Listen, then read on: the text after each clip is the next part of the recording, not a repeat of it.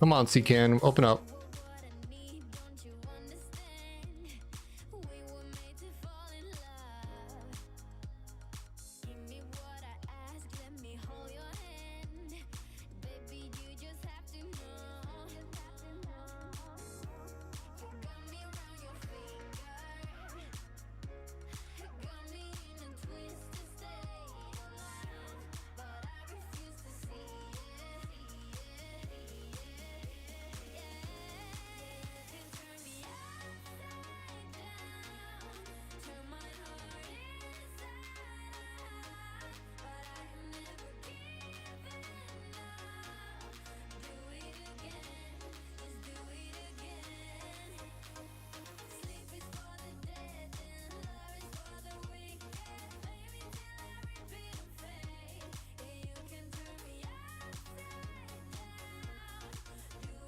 Leave squad.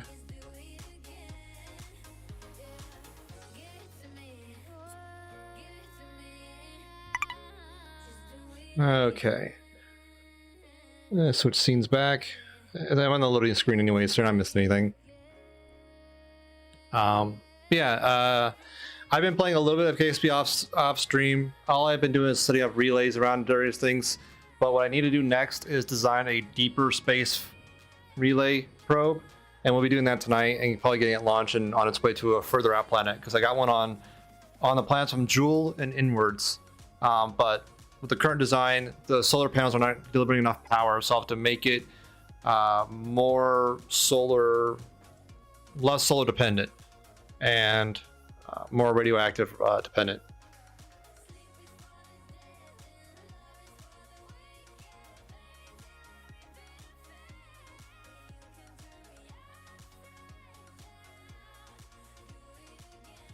That was a lot of fun. I love Raft. It's a fun game. If you haven't played it, definitely think about checking it out and picking it up on a sale. It is content complete now, so there's a story. Story will give you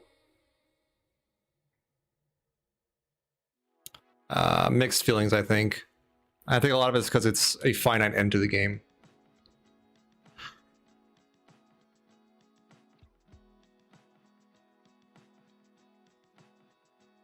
The KSP is fun. I always love just going here, fucking around with designs, and just launching and flying things. It's, I don't know, I just have dumb fun with it.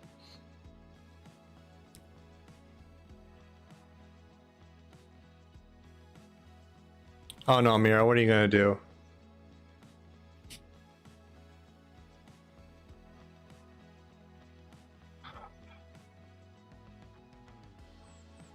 Uh-huh. Soda! Soda! Soda!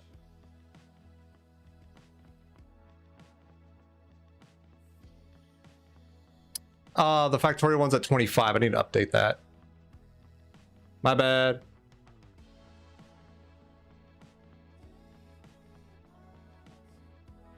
I'm sorry, Cetacea. I apologize.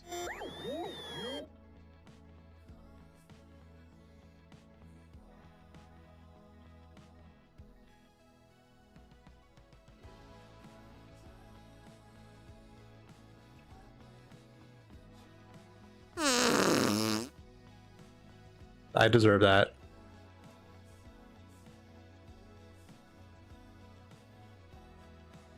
All right, it's updated.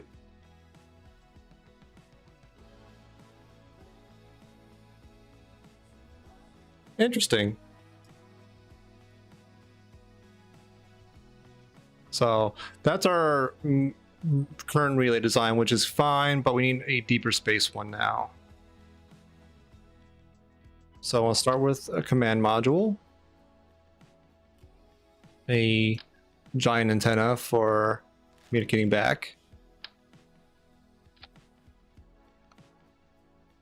So we can point this back at Kerbin and bounce signals to that. Vic, hey, it's Church. This is Vic. I'm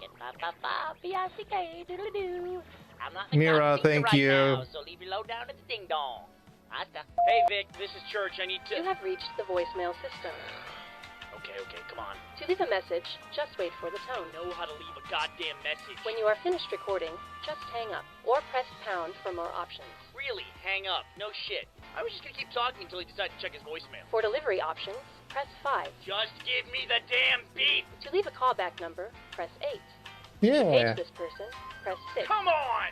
To repeat this message, press 9. I will fucking stab you, computer phone lady! To mark this message as urgent, press 11. There is no 11, you fucking language! Mira_Sky just gifted Hey, 6 boomers. voicemails. Welcome in. What was I doing? Ah, yes. Space. Space.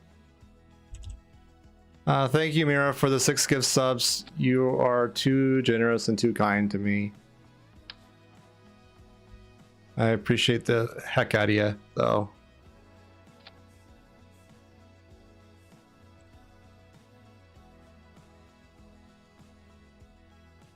Where's my electricity? There it is.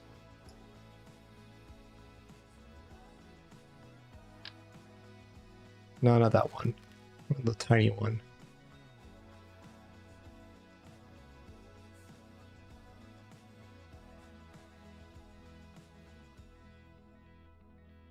What's the power coupler? Where's the nuclear reactor? I haven't played around the nuclear reactor stuff yet. That's what I was looking for. This guy. Thank you so much, Mira. It means a lot. Okay. So I'm thinking for this one, have a single engine ion thruster for the actual like long range delivery, and keep it relatively small, and then use the main engine just to get up into a trajectory out there first, and I'll give us most of the way there.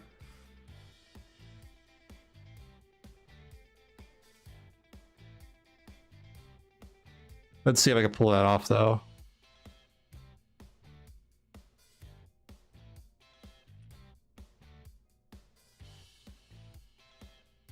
Is this game as much of a struggle bus as people say? Honestly, I play the science campaign mostly, and it's that way you don't have to worry about like the currency limit or everything like that. It's just more about fucking around and playing around with the actual sandbox of it. So I would say no, and the way I play it, it is a very fun game, and if you play like the actual campaign, it will teach you, incrementally, like orbital dynamics and very basic astrophysics. And it's really it does take a bit of learning, but it's not that bad really. It does walk you through how delta V works, how transitions work, what's the apoapsis and periapsis and things like that. But no, I don't think it's that bad. Ah, fuck! Hi, Hanky. Thank you for the flashbang. I don't need those retinas. How are you doing this evening? Oh, that's too small. That's what I want. Oh, ow. Thank you.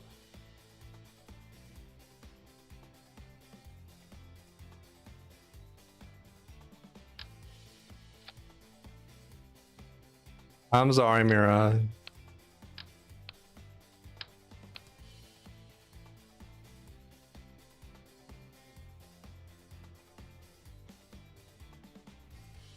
I'm fine. A little blinded, but I'm fine. Thank you again.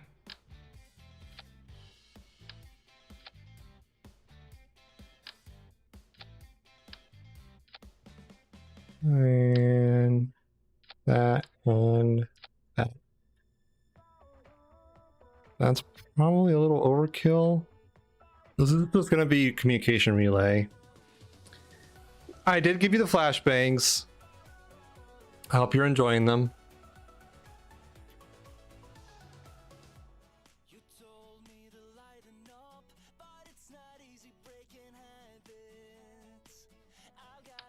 I'd stop it there. And coupling. That is way too big. Too small. Okay, how do I want to do this?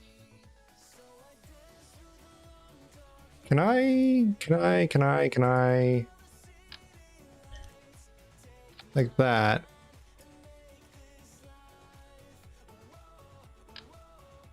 And no, I can't. Okay.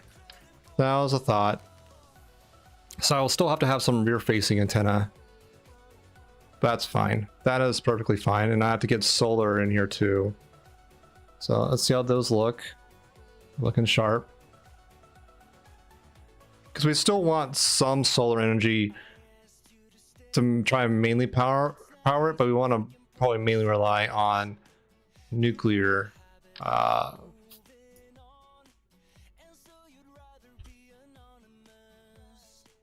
I wanted, there we go.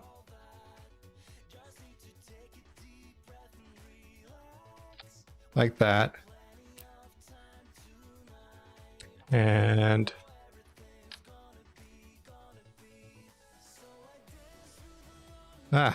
okay.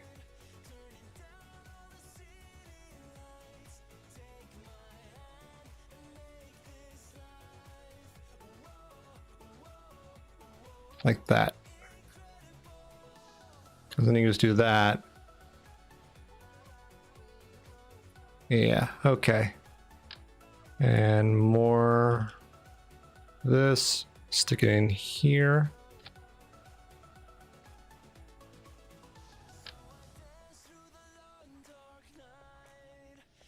Like that.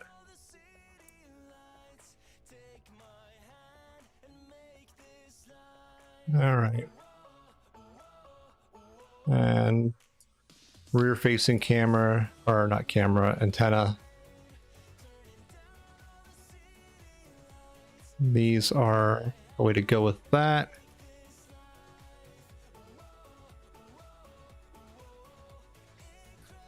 I really don't think we can fit much more in there in terms of like antennas. I think that'll be fine. I think that'll be fine.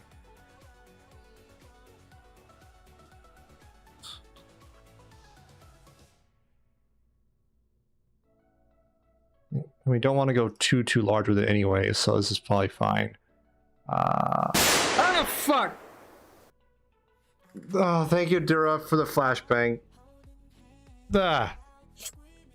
Oh boy. That got me. Ah, thank you. Yeah, it's a flashbang. It does do what it says on the tin. Thank you. What are they doing? Too big. There we go. So we'll do this down here. So we have like, essentially what I want is like, this will be just a self-contained thing. But I will want us to do is stick another, this thingy here. Like that. And we'll get some tiny little jets in here. Nothing too fancy. Like there. And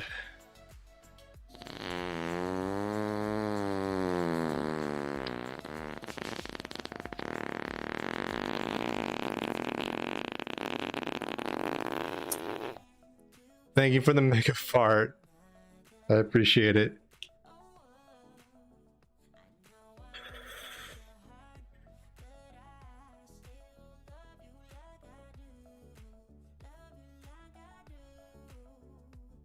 Track that. So that's basically the target payload for deep space insertion.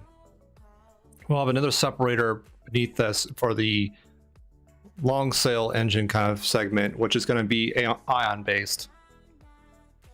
Then we'll wrap all that up with like normal liquid fuel engines to get us up out of orbit. And I'm just trying to think exactly how I want to do that.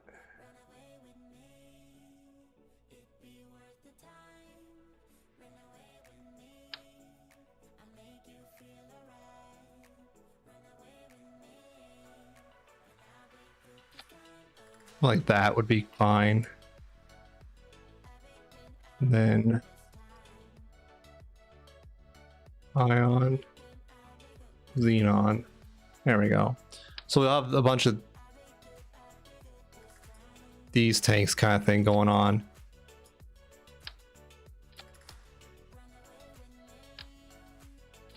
And this is what's going to carry us most of the way there.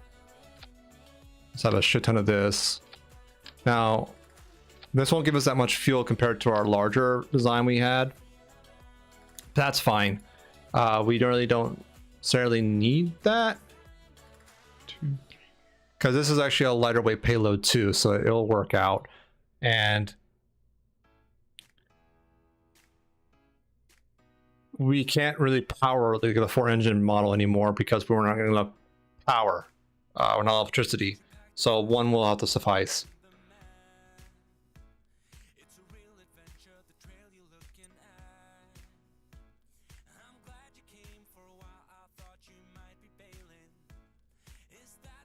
But we will do some structural integrity things, like get some struts here onto here. So that really stabilizes that a little bit. How much do I have? 1, 2, 3, 4, 6, 7, 8. I want to go for like 10 of them if I can. 2, 3, 4, 5, 6, 7, 8, 9. One more. I know it's really long, but we're going the distance, right? So I kind of have to do that. And that'll be the engine to actually shoot it out. Now, power. We need power, right?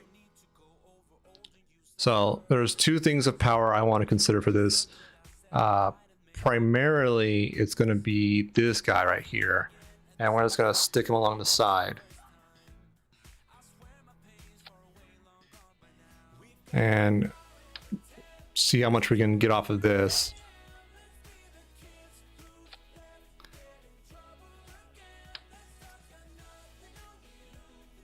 And just power off all that. We will have some solar in here because like we'll get some power, but we really can't. It's going to diminish as we go further and further out. So we really have to design not on solar. So something like this is going to really help us on that. There we go. So that's a lot of decaying power, which is going to be nice. But we can stick this in between. Maybe. Like that. And put these like up here. And one more up right here. So, you know, we expand these, expand those. So that will still give us a decent amount of power, but even with all that, I don't think it's going to be enough, but we'll have to see. Relay.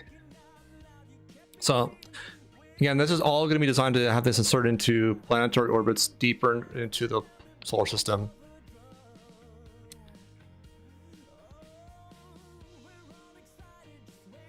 And that's it. That's all they're for. Coupling for here, I think we want just a normal docking port. So we can do that and have like a gentle sort of send off. We will want some doohickers down here, like down here, just so we can maneuver a bit with this thing too, because we'll need these to jet away and decouple properly. So that's power. We got radio, we got some solar up here, we got a bunch of solar for the actual transit. Do we need anything else? Not really. Can I use this? Maybe.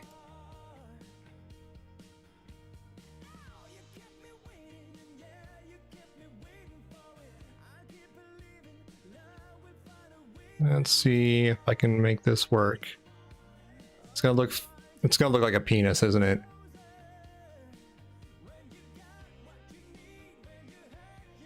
Yeah, that looks like a damn penis. Whatever.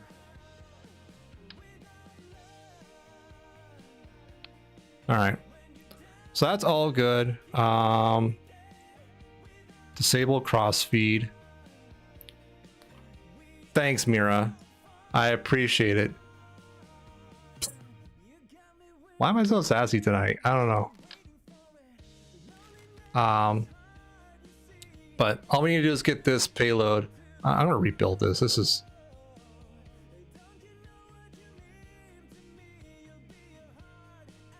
a bit much even for me.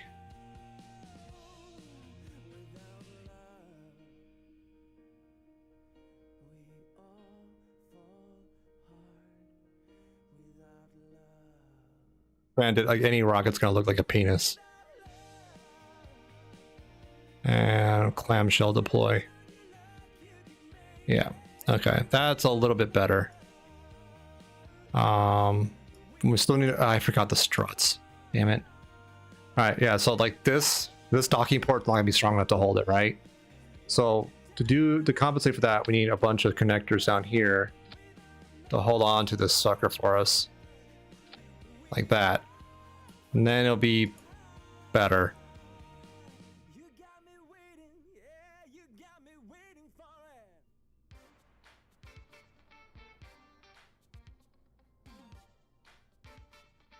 There we go. Come on. Get this fairing all the way up.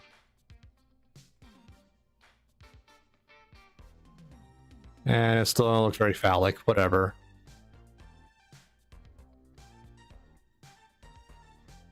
It's fine. It's fine. Okay. So, got the main payload sort of designed. Now we have to get like the engines to actually launch it and orbit it and transfer it into the greater solar orbit. So there's a lot of stages to that, but we'll build it together.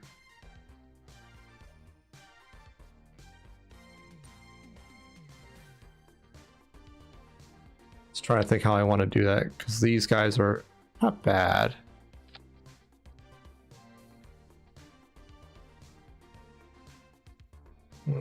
Start by size. That's too big. That's even too big. That's what I'm working with now. So you do something with this, because we don't want to go too big or else like, so this is a challenge with rocket science where the more fuel you want to carry to go further deeper into space is more weight you have to get into orbit anyways, right? So it's like a diminishing returns algorithm, and you can't go too big, too ham, despite what you may want. But this may be too small.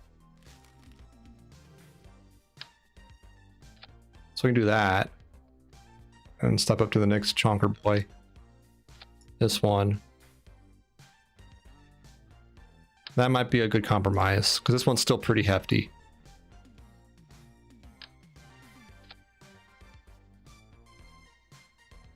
We're going to put like solar panels up here and whatnot. We'll also need control stuff.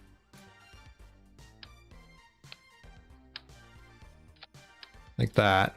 So it can rotate and whatnot. Those are all just gyroscopics, I think. So I'll have that there. We'll have some down here too. Those are the tall ones, right? We want the big ones, which are here. Put those down there. So now I can maneuver, which is good. But we still need like power and solar panels. So let's do that next. Just here. Some big old chunky batteries. Mono propellant, because we're not doing a cross feed, so we'll need mono down here as well. And we have something for that there. Awesome, awesome. We don't need a lot, because during ascent, there's not that much maneuvering, really. It's just that. Let's get the solar done before I forget that again. So that's going to be, put that here, because fuck it. We will want some aerodynamic control with some fins. We're going to do that up top with some like these. So that'll help us keep on track going upwards. Now, we want our actual main sail engine down here, which is this guy. Yeah, this engine's really good.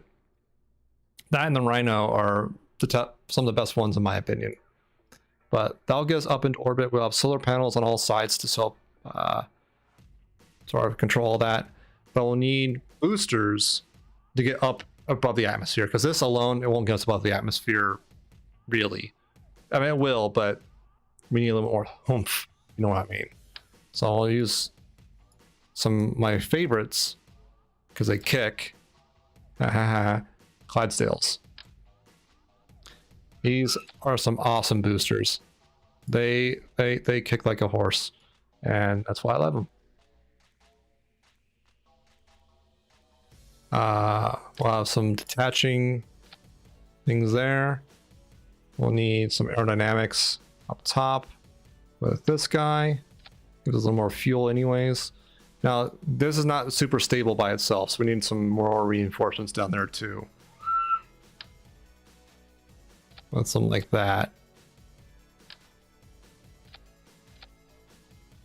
And more struts. More struts. More struts. Reinforce all this. So that should actually hold it together pretty decently. And that'll get us pretty high into orbit. I'm afraid of this connection being a little too wobbly, but we'll see. Save, launch. Hope I'm not forgetting anything.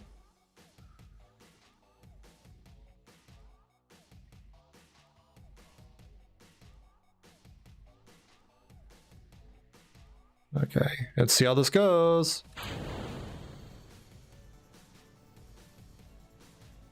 I'm going to target one of the deeper space planets. Yeah, see, it's wobbling too much. Fuck. This connection's not what I want it to be. All right. Let's go back to the drawing board a little bit. I think the fairing base is just too narrow. And so that's where we're sort of fucking up with it a bit. So detach that for now. Pull this out. And we'll take the fairing and go next size up. Payload. Just this size, right? Yeah, okay. So I'm gonna put that there. Won't build the fairing yet. So that way we don't have like that narrow point in the middle that was sort of like the it was causing essentially like a structural weak point where it kept on flexing on it. We can do this instead and actually have better struts anyways to support this. So that's better. Let's see, clamshell, 4 sides, build. And this will be a bit more aerodynamic too. Granted, it's going to probably weigh a bit more, but we'll deal. All right, that should be better. A little more stable.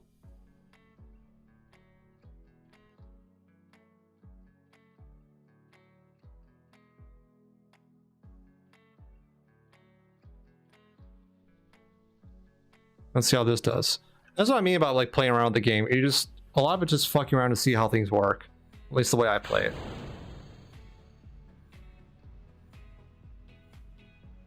That's looking more stable already.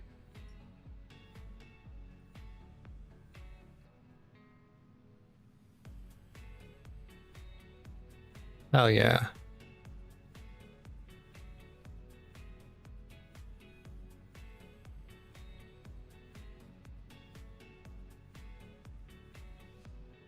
Hopefully I did the mental math well enough to get us there. Let's tilt a little bit to the right.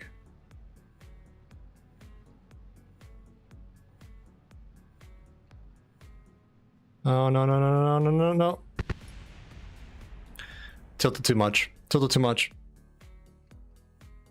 Because the point of that is that you want to start getting towards your direction of like your orbit, ideally as soon as possible.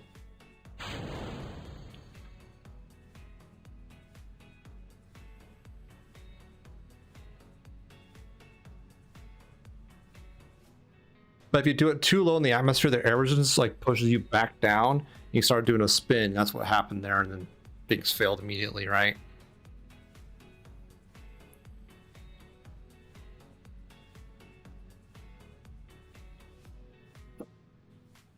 Another alternative strategy, you can just go straight up and then turn your rocket sideways once you exit your booster phase.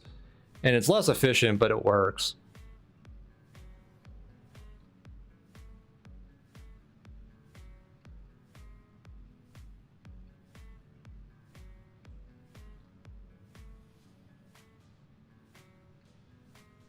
Let's see. Probably start doing it soon. Get out of the atmosphere a bit more. Fuck. Nope. Too fragile. Too fragile. Let's try that again. Let's go straight up. We won't tilt in our booster phase. We just won't do it at all. We'll just watch.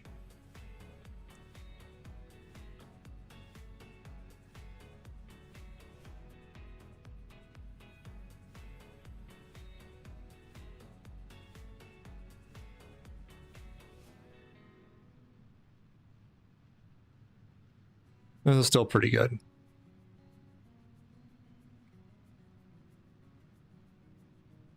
The vertical and tilt isn't the worst strategy. I always try to do better and better each time, but I think this is just too unstable of a booster arrangement for that.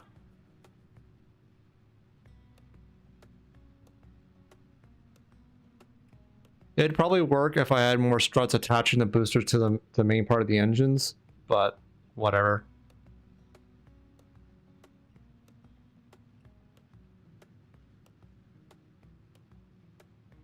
Doesn't matter.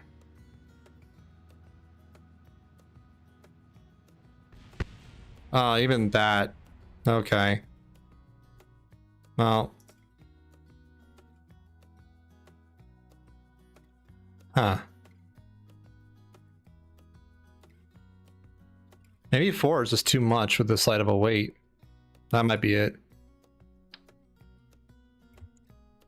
Do 3 then? And let's do redo the struts a bit.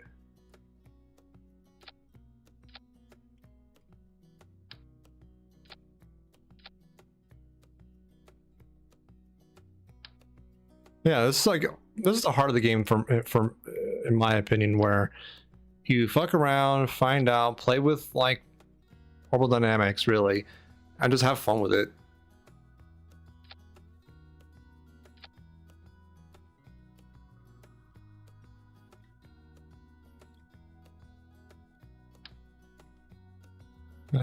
Let's actually attach this more like radially like that. Yeah. Hopefully that's a little more stable. Hopefully.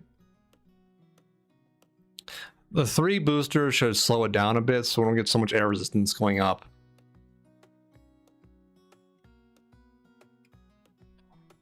And it should be more than enough to get us up out of the atmosphere.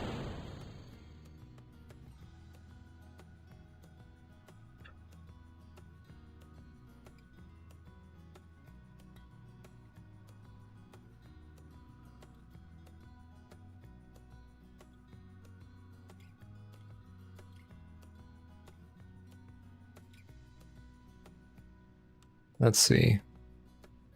Definitely, the initial part of the launch is definitely pretty stable, which I like.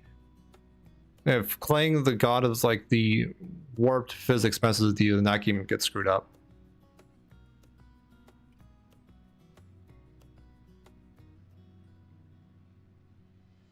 Okay.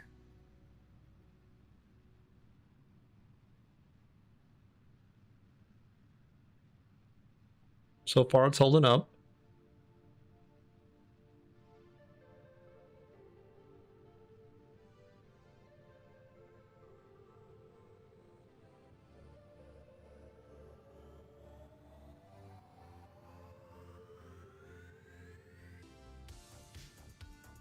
We're actually getting a little bit of free tilt, which I'm not going to complain about. Okay, we're overheating a little bit because of the friction, but we're going to be fine. Because we're almost out of fuel anyways. There we go. Okay. We want to detach and boost with our maintenance sail a little bit. Just get away for those things. And then start orienting downward a bit.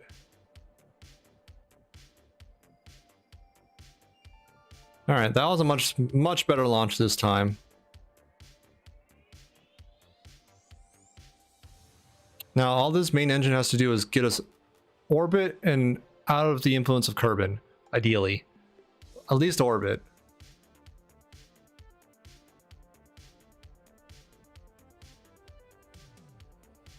I've just seen a flat earther play this game? Yeah.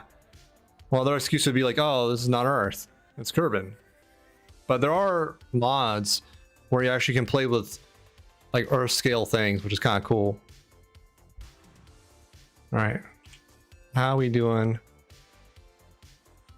Pretty good. Let's get up close to our apoapsis for our main burn.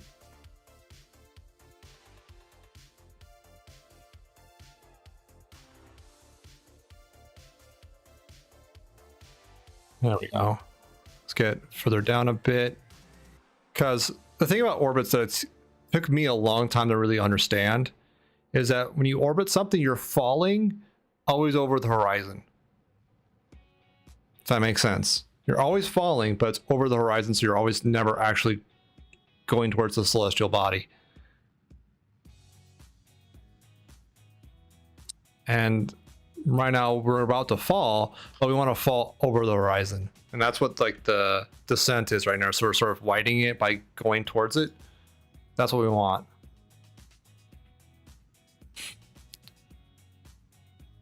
And our apoapsis, which is this point, is around 200 kilometers above the surface. That's fine, but our periapsis is negative 550, which is below ground. So it's going into the planet. We don't want to do that. We want to raise it up. This is how you do that, by doing a pro-grade burn. We're pretty much pro-grade right now. Let's actually align right a little bit better.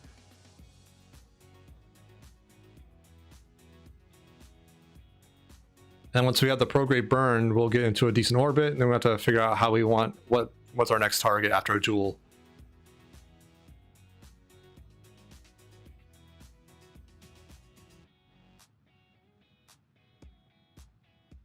Which will take a while to burn and get there, but that's fine. It took me like a few days to get to Joule and a day to get to like even Moho, which is close, but we're here to have fun. That's all that matters.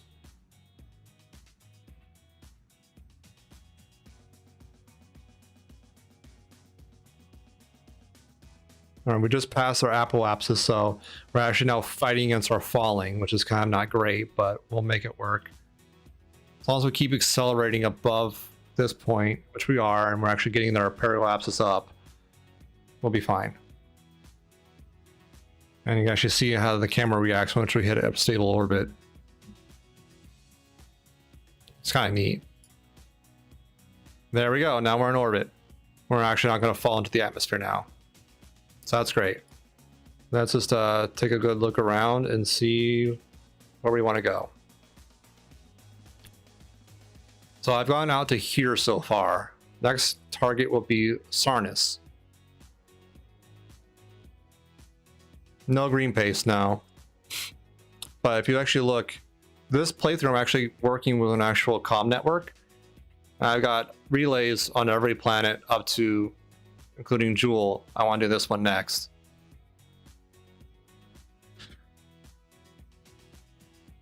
Let's see how... I have a couple bounce ones around Kerbin just to help things around. So we're here now.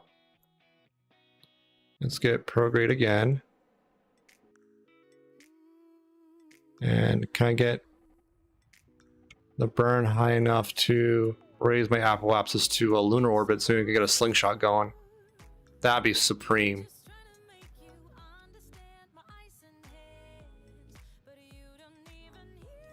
If not, that's fine. Like, we still have plenty of fuel in our ion chambers. That was the main point of these, is to just get the ion up into atmosphere, out of atmosphere.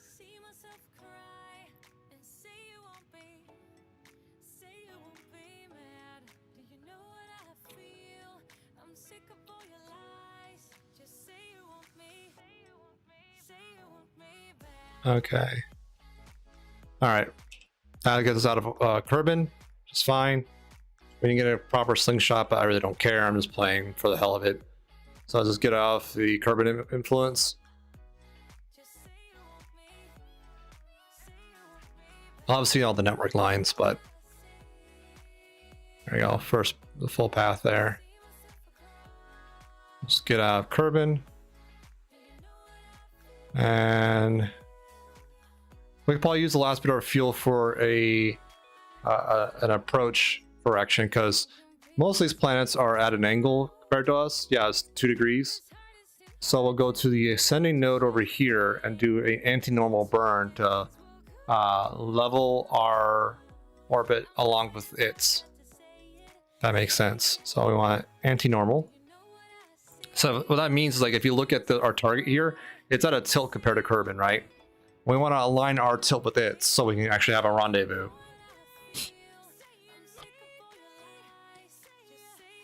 That's all what this is about. It's getting to the point where even though there's a difference in tilt, there's 2 points in our orbits where we're coplanar or collinear, and we want to get to one of those and do a burn that aligns the tilt.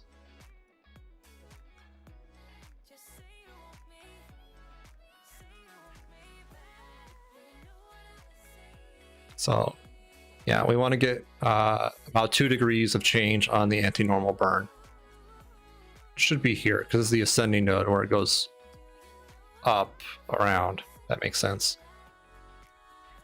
And so now we actually bring this down a bit, tilting our orbit to match our target.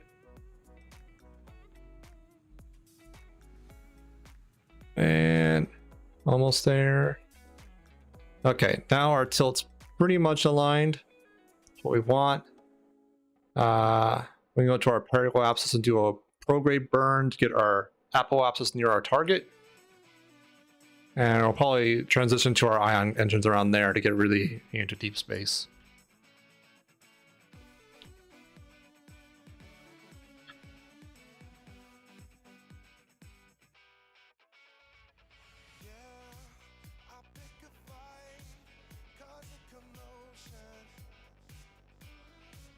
So a little monopropellant maneuver.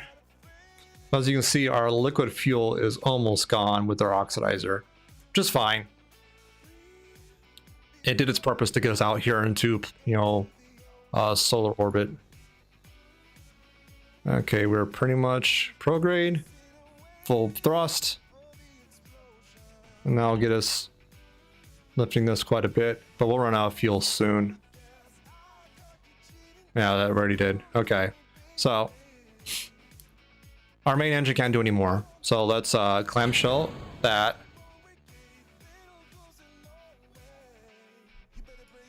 And get a couple of solar panels extended so we just have some power income.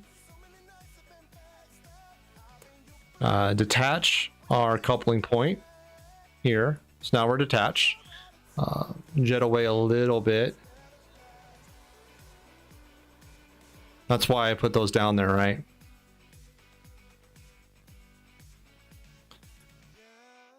Well, this will be our main vessel for getting towards our target.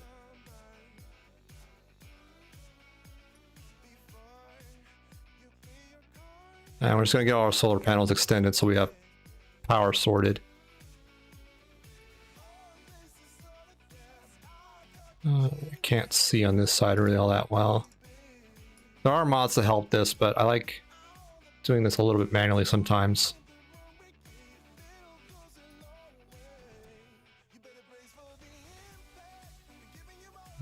Did I miss any? Probably.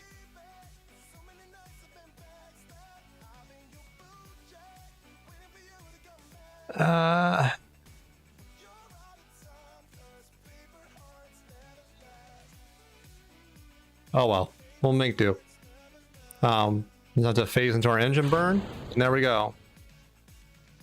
And now we have just under 57,000 xenon gas to burn with, and we're doing about half a bit. It's gonna last a long time, which is what the point of this type of fuel. Carry us long distances.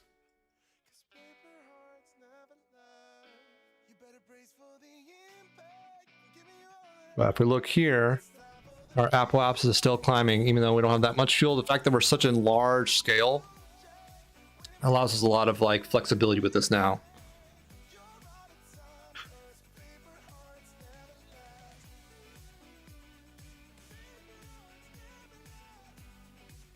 Yeah, our altitude we're targeting is 120-ish billion meters, and we're currently at apoapsis 14 million.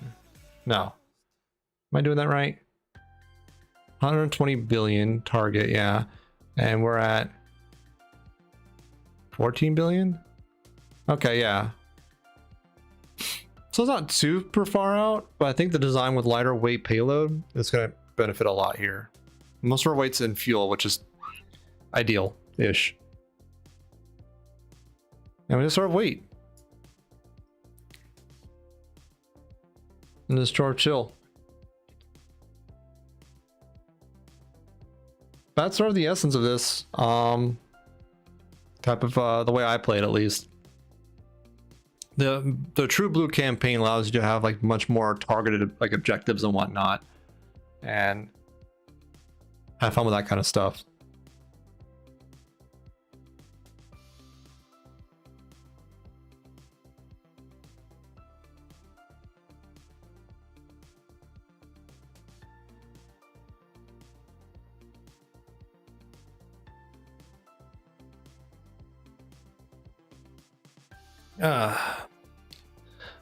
Hope everyone else is having fun with like the Boom Man or just chilling out in chat.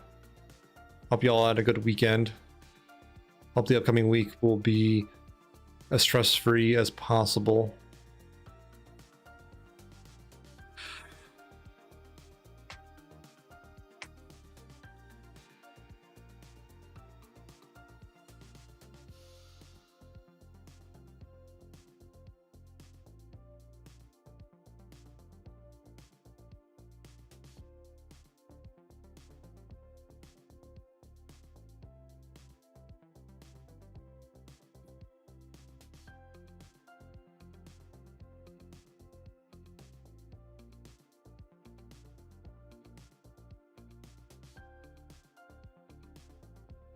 Huh. All right. So yeah, this part is sort of chill, hang out. It's probably gonna be a hectic week at work, but I've had worse. Well, at least you're like, I find it somewhat comforting, at least, you know, manageable, anticipating the chaos coming up. It's where you can sort of brace yourself against it. So that's at least a positive, but my condolences regardless.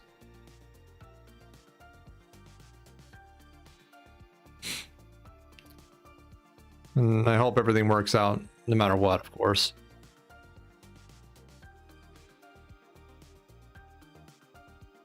Yeah, these are still getting a lot of power because we're still fairly close to this, the star. But as we get further and further out, these solar panels become less and less useful. Even though they're oversized and like I put a lot of them on, it won't be enough. So hopefully these will make the deficit up. And the fact we're only using one engine's a lot less draw, so that'll also balance out a bit.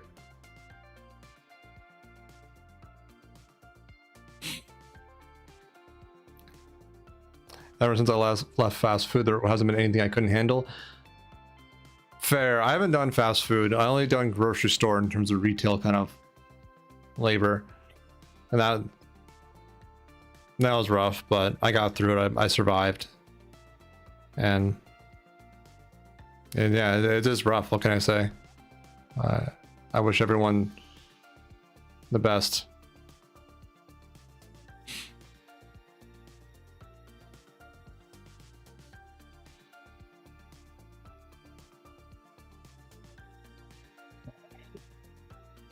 Yeah, nice flying spaceship. Admittedly, the deep space is less interesting because you don't have like the large scale booster rockets. You're mostly just small, tiny ion burns for a long period of time. And just chill out. Because like, if you look down here, there's our apoapsis altitude, right? It's 14, nearly 15 billion. It's going to be a while before we get to like 120 billion on this one. I'll do the same on this once we're done with that. So it's going to be a hot minute, but it's fine.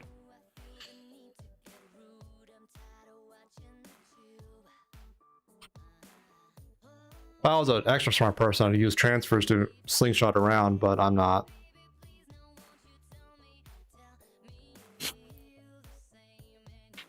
It's fine. It's kind of nice that it sort of speeds up as you go further out because how much fuel translates to delta V on your apoapsis sort of increases because the radius increases. View is nice. Yeah, I love the background in Kerbal.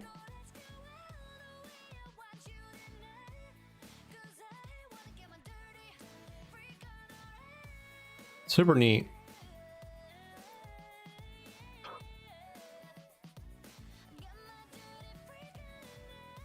Another thing I'll need to do once I get these outer relays sort of established is having catching relays around Kerbin's orbit and point those at the relays out there so you have a solid band of connection between them. Right now it's still pretty good because like the ground receivers on Kerbin's good, but for the best optimal like science transfer you want to consider that.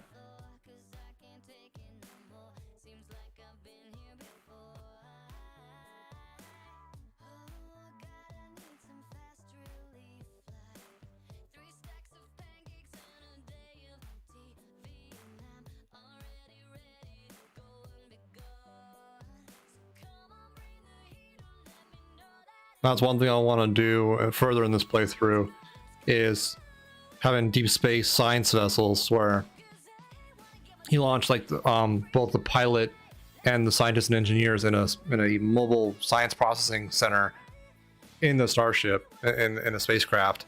That way you could do science on the high orbits and pass by the different celestial bodies, collect the data, process it mid-flight as you're going around, and eventually make your way back home and re-enter.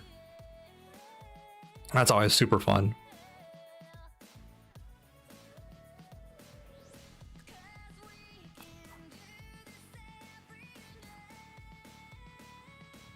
Yeah, we're already this far up already, 15 billion, and still climbing. And that's our target still, 120 billion. And I don't know if I'll get out to these planets though, Nelden and Plock. Or even Erlum, which I think is Uranus analog. But Sarnus would be a good test to see how my deep space design works. And if it doesn't, we'll go back to the drawing board and see if we can figure something else out. The only other thing I can think of would be like a smaller, even smaller payload, which is possible.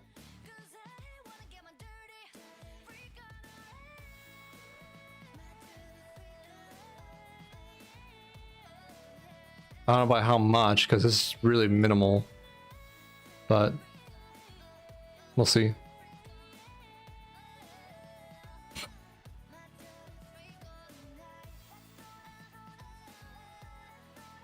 Having this big dish up here for transferring back to Kerbal, I think it's going to be paramount.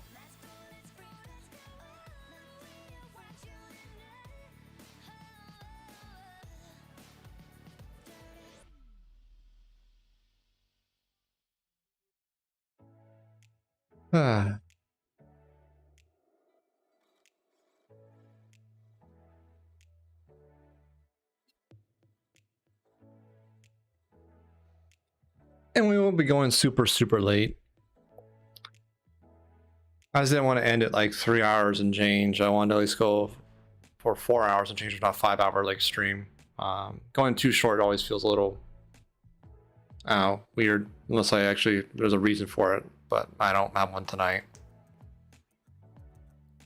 And what else? Should have a busy week at work tomorrow. I need to chug along on the project I've been working on for the past week. Making decent progress, but I had some setbacks Friday, so I got through most of it, but I still have to truck through it more.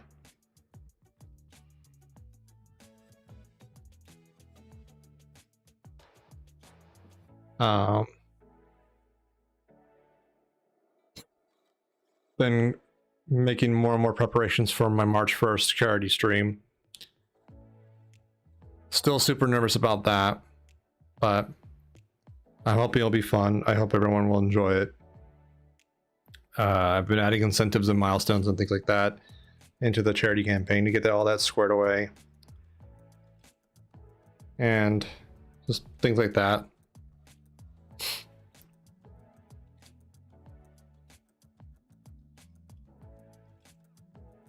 I'm constantly adding, trying to add new toys to the stream as well. That way people have things to play with.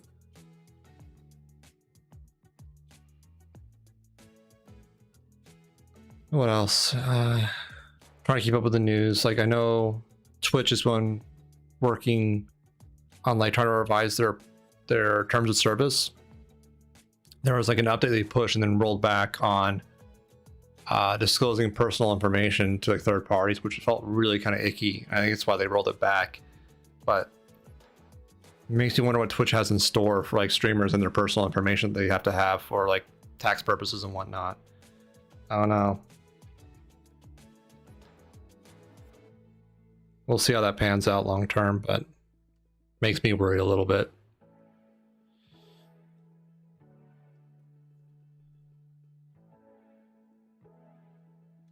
I've also been like keeping up with some like the drama that's happened around like Mr. Beast and like this video about the blindness curing and all that, and all that's sort of all the fallout around that. And I think a lot of it stems from a miscommunication, which is one of the most common roots of like strife, right? But moreover, a lot of what I think sort of roots it is that I know, right? It's insane. And I think I see one perspective where it's sucky that it takes a YouTuber, like a big YouTuber, to put up the capital, the money to give these people a second life, with their eyesight. When it's a 10-minute procedure, it's relatively cheap, and anyone who is a company owner would realize if they gave it to them, they'd make the money back in no time. But the fact that our system's so broken, that doesn't happen, even though it's an easy win. I can see the frustration in that.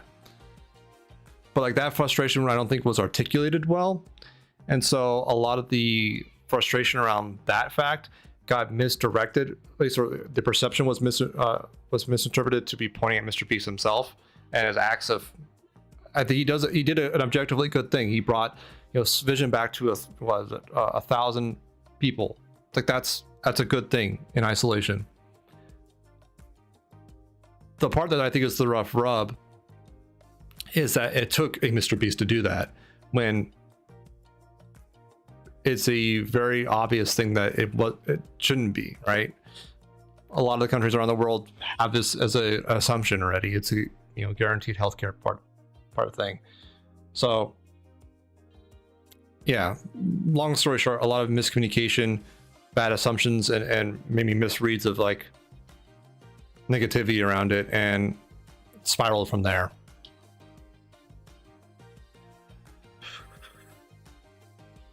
Yeah, like this content's not for me. I don't think it's any like bad or anything. It's just not for me.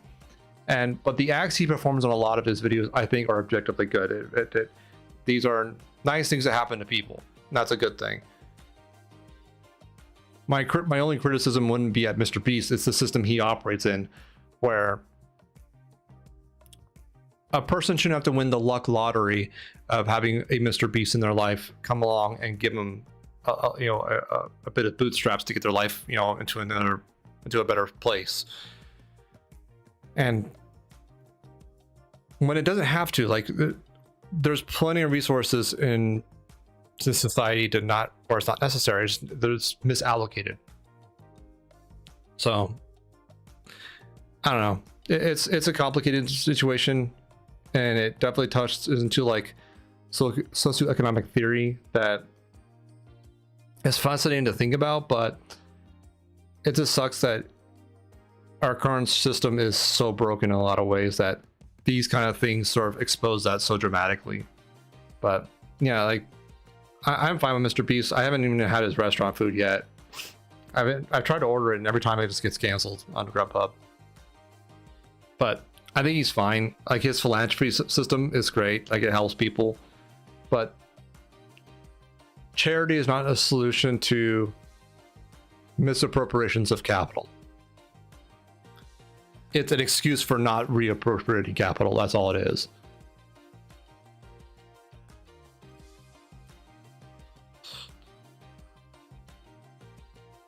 But still, at the end of the day, it helps people in a very immediate and tangible form. It improves their material conditions, and you can't cite fault with that. I can't cite fault in a system that provides the need where that becomes a dramatic event, you know? Right, exactly. If charity and philanthropy would not be where it is now, where it's a huge tax write-off for a bunch of people, if we had the right safety nets for people just to lead a decent life. And it's not that we don't have the money, we just don't have it in the right place. We have plenty of money to bomb people halfway around the world. So it's just thinking about the economics of the situation and our social policy in a better way, to where a Mr. Beast is less necessary for people to live rich lives.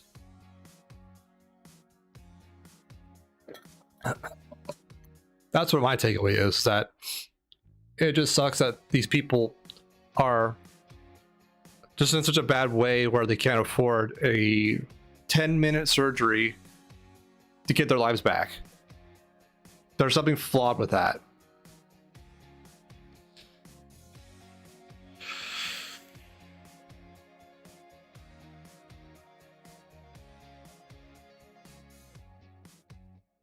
Oh, they're just joining in. Where are we burning to? I am burning towards Sarnus, which is a modded planet, which is beyond Jewel. I want to insert a relay into its orbit so I can bounce signals in deep space. My later plan in this save is to have a mobile science processing ship fly around the different planets and do various research, right? Get science points really high. But one restriction I put on this save that I haven't done before is requiring science transmission have to go through the relay network. I haven't done that before. This is new for me. And I want to learn about that and sort of how it works and just challenge myself a little bit. And so, and preparing all that, I've been slowly adding relays all across the system so we could transfer data back and forth. What was I? Oh, it's probably a Kerbin intersection. Yeah. I want to challenge myself a little bit with using the relay system that's in KSP to see how the network worked, and forced me to think ahead with relays so I can use science and actually transmit effectively. That's what I wanted to sort of figure out and learn from.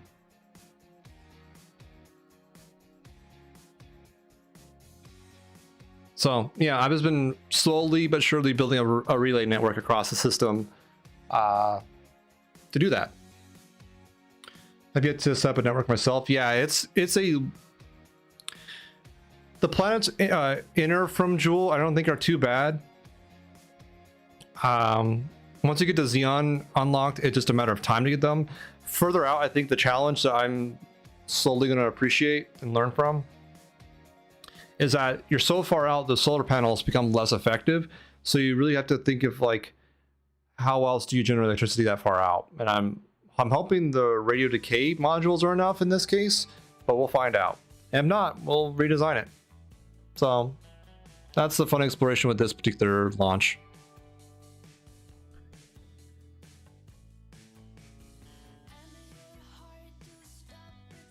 And I don't know if we'll actually get to Sarnis this stream, but I wanted to at least get the design sort of initially thought out, get into orbit, and get out there and see what happens. And so far it's been working this close to the star because we have plenty of solar energy to cache. But that far out, I don't know. It should be interesting to learn. Because I did get a relay around Joule, but that was still really pushing it because I had 4 xenon engines and less solar panels and way less radioactive or radio decay generators. And I had to throttle down my thrust so I wouldn't burn through my electricity too much. So that design was not going to work for Sarnis. It wasn't. It'd be way too little power to where the xenon thrust would be non-operable effectively. Hopefully this design will do it. I think it will. It's just going to take a lot longer because it's only 1 engine instead of 4. But if it's just time, I play games to kill time, so that's fine. But we'll learn. You know, that's the whole point of this, is learning out and trying things out and see what happens. I love the science of it. I still need to do the aircraft science stuff where essentially you make a big ass plane, stick a mobile science center in there, load it up with sensors, fly around Kerbal, gather data, then land, process the data, and then recover everything. That's also pretty fun. A little boring when you're processing data because you just have to wait, send it back home, wait, send it back home, you know, rinse, repeat. But all in all, it's not too bad.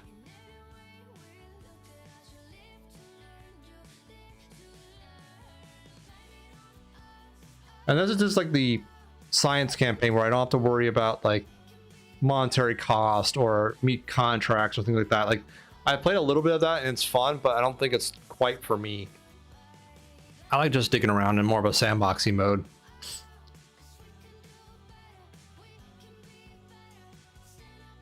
That's just me though. But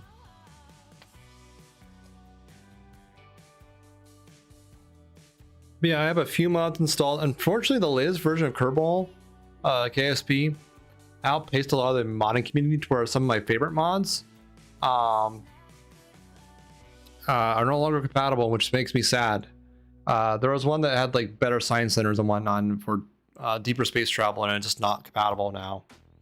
Sandbox with unlockable parts for minimal effort. Exactly. Like, I want some gating, some progression for the early stuff, but beyond that, I just want to fuck around. So that's my objective, and that's what I'm aiming for, and just having fun with it. But a science plane is also a fun thing to do, where you have that jumbo plane, load up with fuel, load up with sensors, load up with a science center, fly it around, gather atmospheric data points, and process that. It's funny with that because the plane's so massive you really can't land it, especially on the rough terrain, really well. So what I do is I line the top of it with parachutes and just cut the engines when I run out of fuel and just parachute straight down for the landing. And it works. It's not pretty, but it works.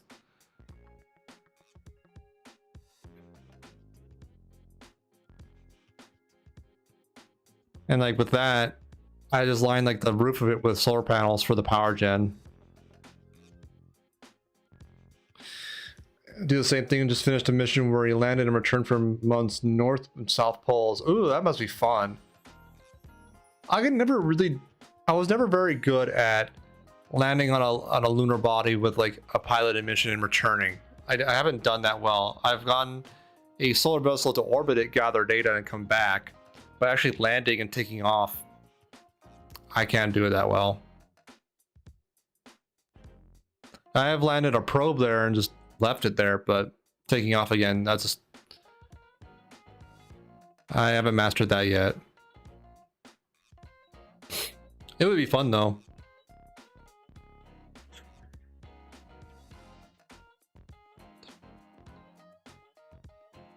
I will say I had a lot of fun in a previous save designing a rover for Duna. Packy with sensors and like solar panels and stuff like that. Giving it enough equipment to parachute land. And then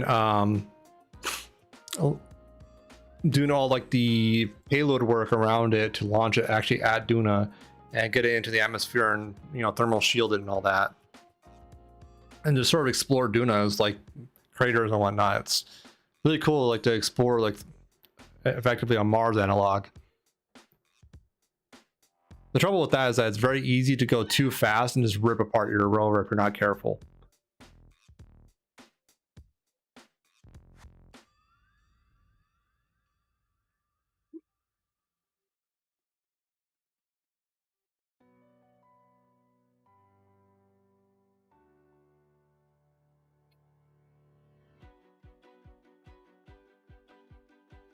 These encounters what I want to get away from before I turn away from this view, this craft for a bit.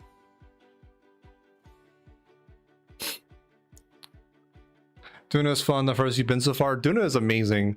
What I really want to spend more time on, and I don't know how, but Jewel has a moon called Lathe that I like because it's atmosphered. It has like oceans and whatnot. It's mostly ocean, in fact. It's actually very difficult to land on a landmass.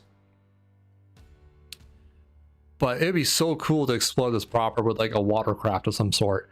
I don't know how to build one in KSP with any mods that are compatible right now. But that'd be so cool to make like a submarine or just a boat of some sort and just explore this water. I really would like to do that.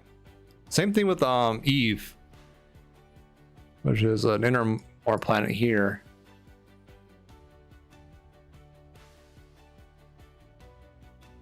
Like all these, you know, liquid bodies, exploring them. You can set up an airport, that'd be dope. Yeah, an airport would be nice, but I really want like a fucking submarine. I want to go down in these waters and see what's like running around down there. But yeah, here's my relay around Eve. Just mostly polar orbit.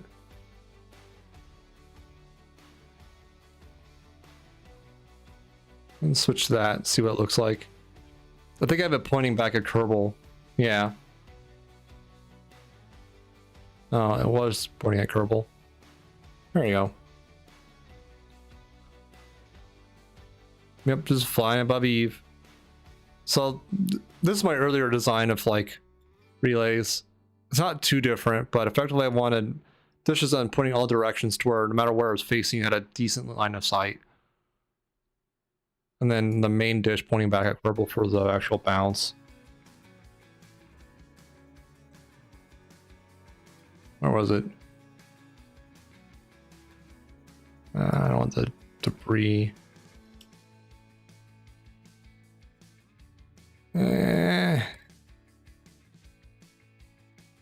Switch to deep relay. The engine probably got cut, right? Yeah. No, it's still going. Cool.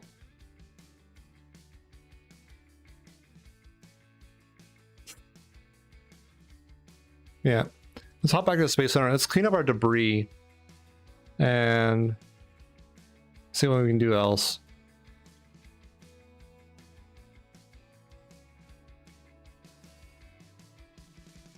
So this is something that's sort of asinine on how I play. You don't have to play it like this, but what I do is every mission I go to here and I actually terminate debris that's rotating around just to keep the airspace clean. But I also need to make not necessarily just relays, but observation platforms for the asteroids and whatnot, because there's like 32 like right around here and whatnot, just floating around.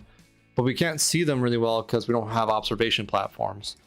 And those aren't hard to get up there and do. We just haven't done them yet. Now, I mean, like a nice, neat mission to do. And they're, again, not hard. All you have to do is throw a big telescope on this and stuff, like a dish like this. I think I have one around, not Duna, the one further out. Dres, yeah. Here, I have a relay that actually has one, I think.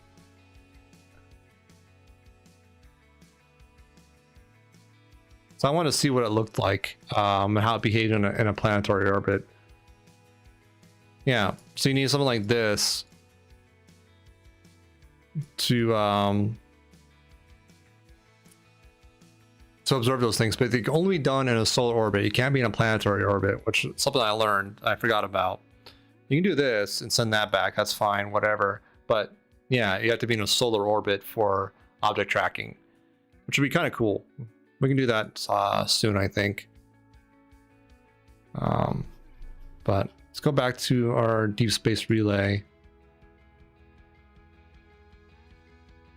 Here. Switch to.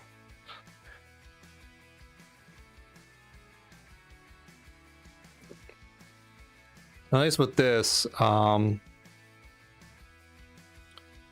Get into a decent orbit, probably shut off the motor for a bit, and maybe build something different and get that launched.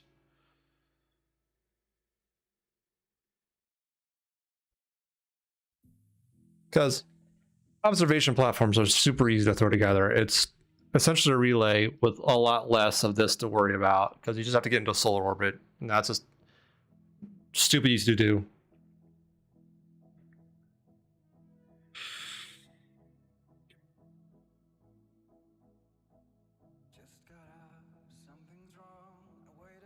You have a lot less to worry about in terms of like deep transfers or deep burns and stuff like that. You just need like a decent main cell build and you're fine.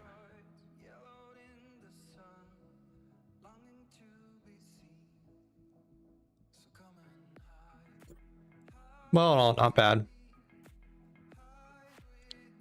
How's this looking though? So we're at the perioapsis, and we got this raised above the Kerbal orbit. Let's switch to apoapsis to get that perioapsis burned out.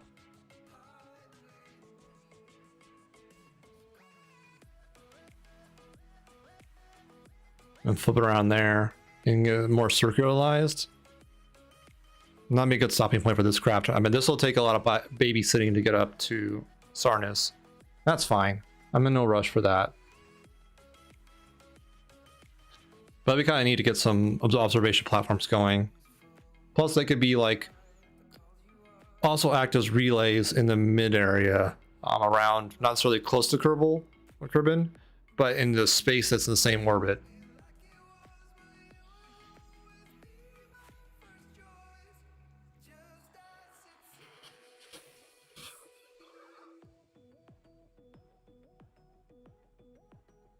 Come on, finish your warp. There you go, flip around. There you go. All the wobbles. Oh, so much wobbles.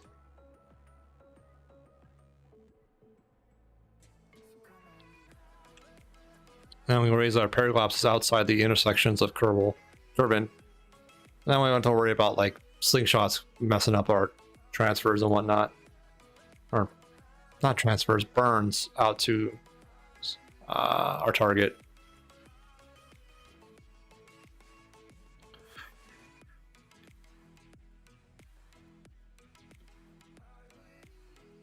Here's a good question. Would you guys want to see more observation platforms, or do you want to see a science plane build, or do you want to like make a probe and launch it at something like Eve or Duna? And it'd probably be like a static probe, so I don't want to take the time to make a proper rover. But you kind of need to sort of just land on something and look around the whatnot. So I haven't done that in a hot minute.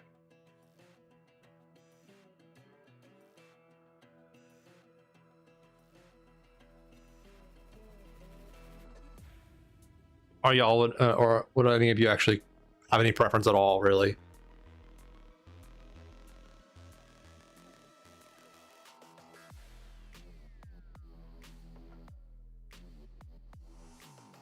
Enough hazard hunting. Well, we just have some observation platforms and look around with that. That'd be kind of cool. We can do that. Just got to get the periapsis above. Was it? What's your altitude?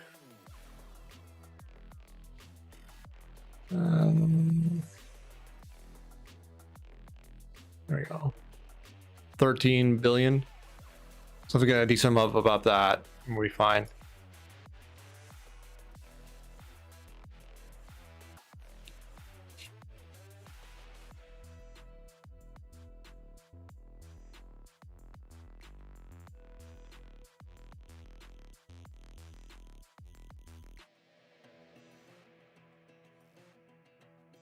Well, just gotta get that out of the way and we'll be fine, I think.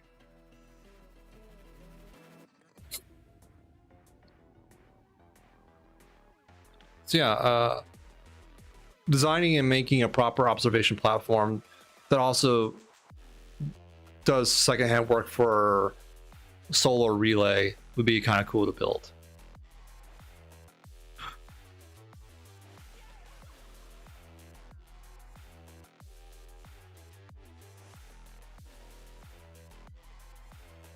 Hell yeah, that'd be fun.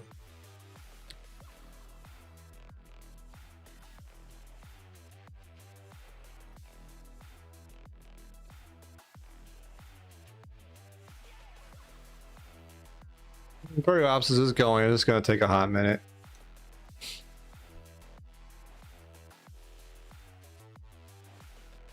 Oh crap! A 7.8 magnitude earthquake just hit Turkey. Shit. Hope everyone's okay there.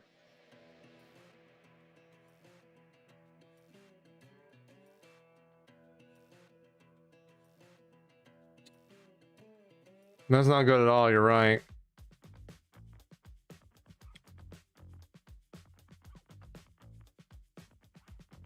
Like I said, I hope everyone's okay.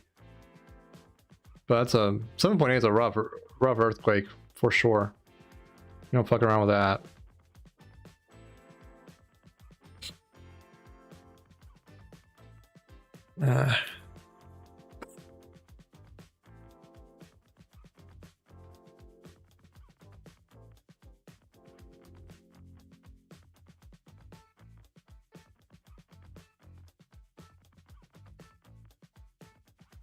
Yeah, that's a rough earthquake. I hope things turn out well, because like depending on how it hits, it can be, you know, easily dealt with, or it could be a travesty, and I hope it's not the latter, obviously. We don't want any more human suffering that's, you know, avoidable and whatnot, or at least not avoidable, but I'd prefer less human suffering as much as possible. That's the way to phrase it. That's how to do it. Nice.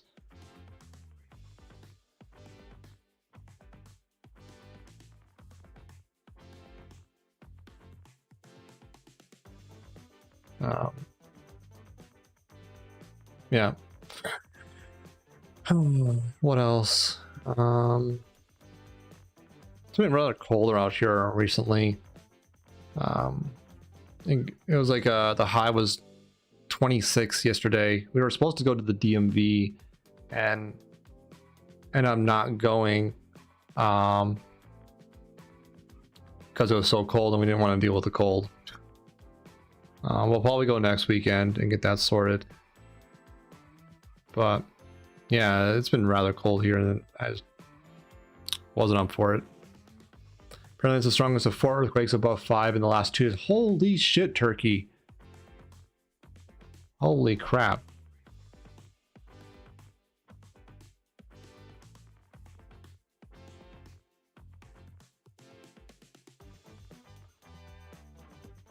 That's nuts. That's fucking nuts, man.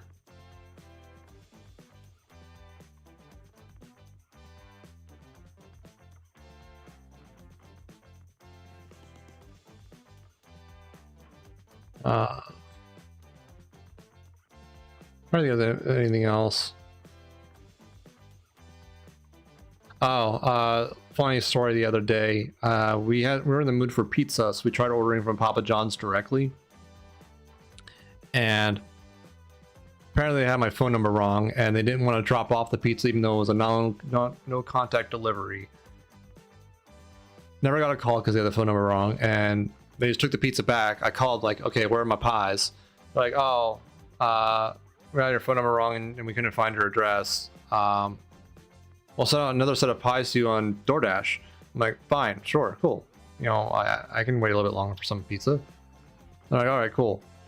I waited. DoorDash never showed up. So the driver just absconded with the pizzas. So I called again, like, okay, it's been 3 hours now. I still don't have pizza. Am I getting my pies or am I getting a refund?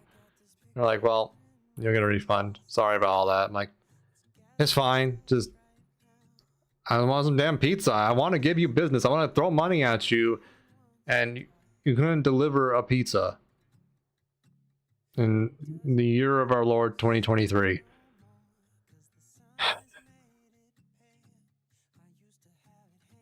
So I ended up ordering Taco Bell on Grubhub instead of directly. I know it's cheaper when it works, and probably gives more money to the pockets of the business people, or the people actually working there. And I love to do it, but it's not reliable enough. I'm sorry. Like every time I try, be it like a Chinese place or Papa John's or McDonald's or whatever,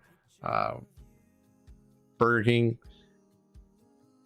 going directly, they don't have like the nice workflow like Grubhub and DoorDash have, where you can get an instant refund or a credit or whatever. And I don't want to lose. I don't want to go through extra hoops to get my money back when they all invariably fuck up. It's just aggravating and annoying that this is a solved problem. Sad, but reliable is reliable. Infamous Taco Hell. Yeah, like Taco Hell is cheap and filling. Those are its qualities. And also usually pretty quick. And that's what I wanted at that point. And it met those needs.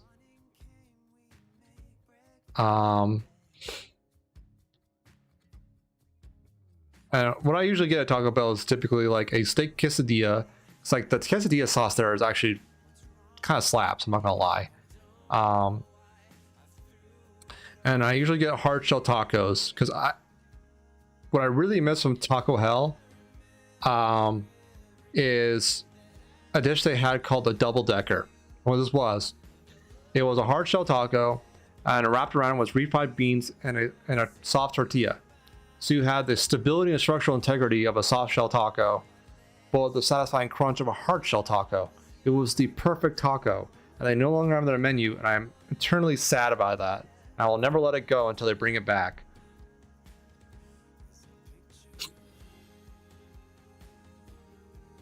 It is amazing. I cannot fathom why they thought it was a good idea to remove it from their menu. Because I love hard shell tacos, but my complaint about those by themselves is that invariably the bottom middle of the hard shell taco gets soaked and it becomes unstable, to where if you want to pull it out of the wrapping, it clings to the wrapping. You have two pieces of a hard shell taco just floating around, and you don't have a proper taco anymore. And I love the crunch and the texture of a hard shell taco, but it's just not structurally sound anymore. And it's just depressing. You know, like I want to enjoy a good hard shell taco and I can't. And I want them to bring it back. They brought back the Mexican pizza. It's another good dish. I like Mexican pizza. But yeah, a double decker needs to come back. I'll say it once and I'll say it until the day I die. So I get those, and for frequently I'll get like a plain like bean and cheese burrito, because those are like less than $1 each and very filling, and they make a good snack later on if you microwave them like the day or two after. I have some Cholula sauce where I just dunk it in that for some, you know, some spice. If I don't know why, but the last couple of times I've ordered from them, they haven't included like the sauce packets. So having my own sauce just in case, and I like the flavor a little bit more sometimes. Anyways, dunking in the sauce makes a great snack.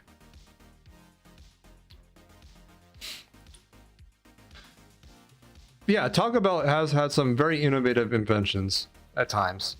The Crunchwrap Supreme, though I don't like as much sour cream there as they put on, I do like a lot of the ideas behind it.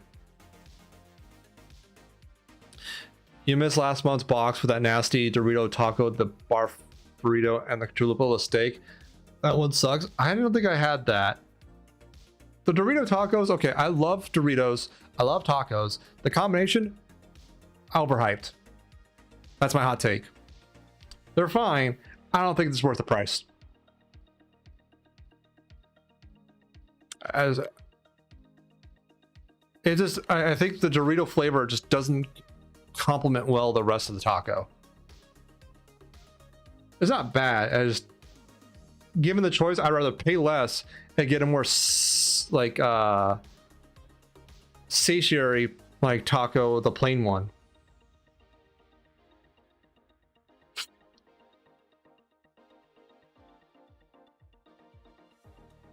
Price out to a regular taco price. Yeah, I'd rather still pay less to get a normal taco. Yeah, it just, I don't think it's worth the money. That sucks, Toy Fish. I'm sorry. I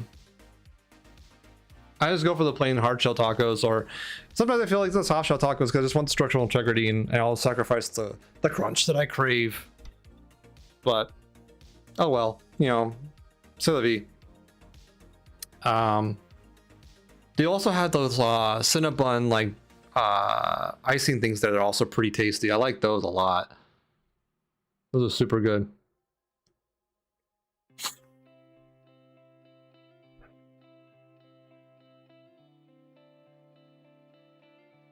I can see like as a topping might turn out well. I haven't tried it, but I can fathom seeing that being a decent dish. But the current thing where the taco shell is a Dorito, way overkill. Way overkill for the price. But to this day, I think the thing that really stands out on the menu currently is their chicken or steak quesadillas, because they have that nacho spicy sauce on it, and it slaps. I'm sorry, it slaps. It's a good sauce. It has like this jalapeno, like rich creaminess to it. Oh, so good. Try the next time you get Mexican pizza, but use Cool Ranch. I'm not super into Cool Ranch, but I can see that being decent. Got mostly the fries, and the gross burrito came with sold on and then it was sold on the steak chalupa. Fair. The nachos fries were also pretty good. That was a sleeper hit when I found out about those. I think you can buy the... Are you talking about like the sauce packet Stucky, or like the actual sauce for the quesadilla?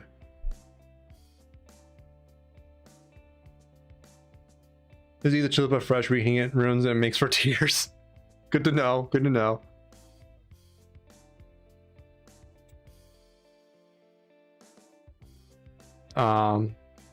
Yeah.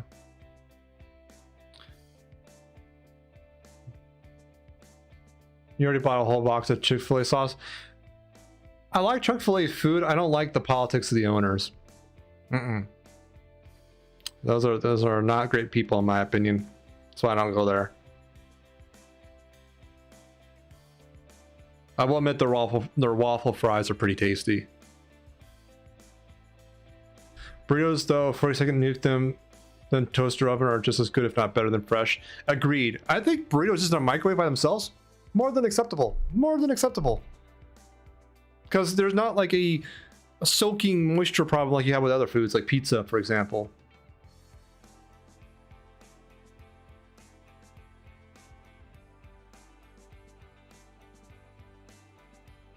Quit going 5 to 8 years ago after multiple rubber chickens.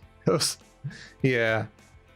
So what makes it for me when I actually did eat a long time ago Chick-fil-A was the waffle fries. Great texture of waffle fries, perfect for dipping in sauce and all that. But now once it became pretty obvious how like homophobic the owners were and like actively working against like the LGBT community, nah, they're not getting my money after that kind of crap. Nope, nope, nope.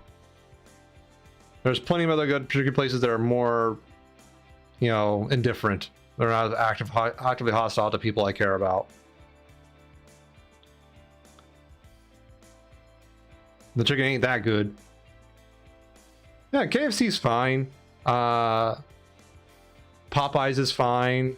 Yeah, there's plenty of different decent chicken places that you don't have to go to Chick-fil-A.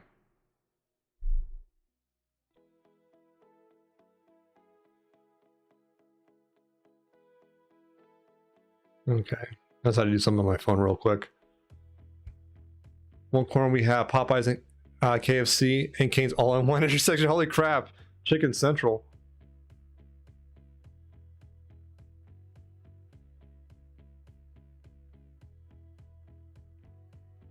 Dobie, you're not wrong. Like, honestly, a McChicken for the price is really damn good. For the price is really damn good. It's not like a great chicken sandwich, but it's a really good one for how little you're paying.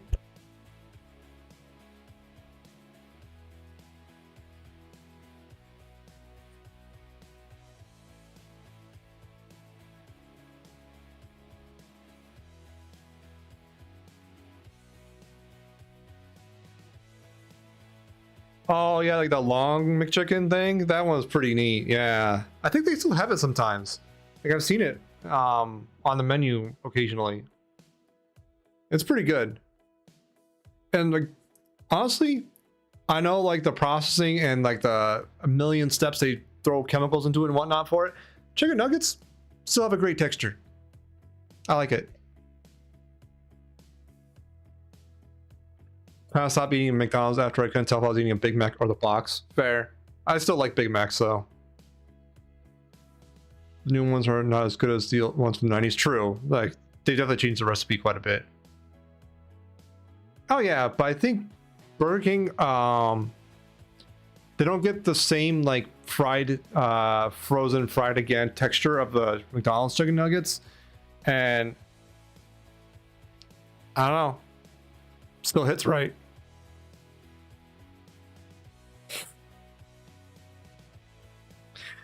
But I don't know. What I really wish there was close around here would be a Hardee's / Carl's Jr. Or honestly, my dream restaurant would be an In-N-Out. That's my favorite burger place. But save that. Like Five Guys is a pretty good. Smash Burger is pretty good, though I'm mixed sometimes on the potato bread bun. Nuggies are another thing that are better be eaten at home. Yeah, I can see that, especially if you have a toaster oven. Hardee's here. Oh, Carl's are all gross and smelly. See, the ones I had down in SoCal were amazing. There was like a $5 burger that was such a good deal. Where I know it wasn't actually $5, but for how much burger you got was a good deal for how much calories you got into. When I was younger Dice, who was very calorie deprived, hit really well. Yeah, the Western Bacon $5 burger slaps.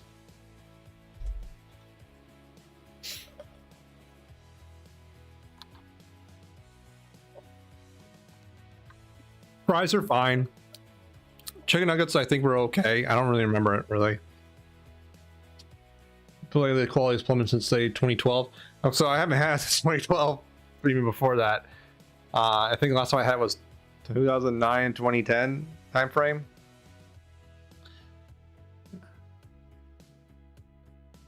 Actually $5. I think that was a very short time, and they jumped up pretty quickly once you put them into a meal. But I remember the advertising campaign around it. Holy crap.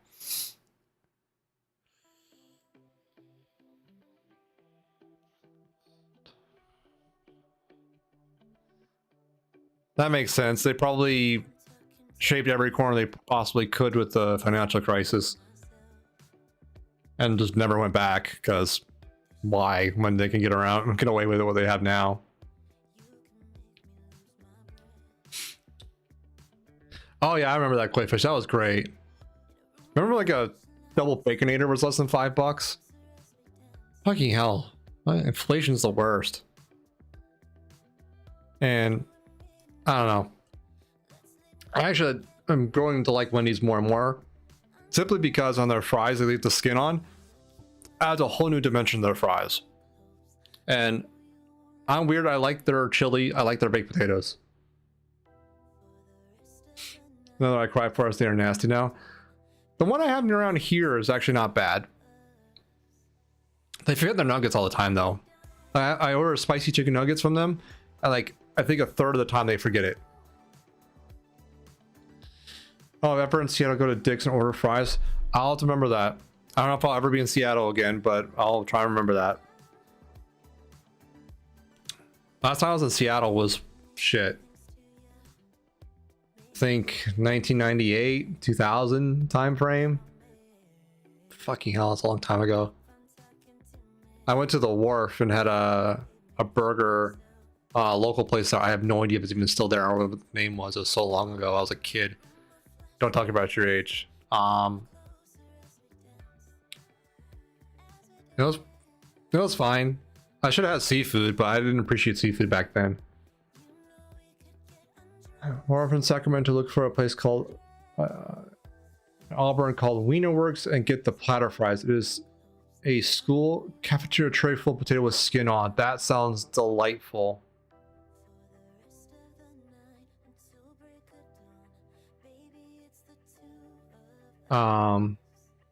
Yeah.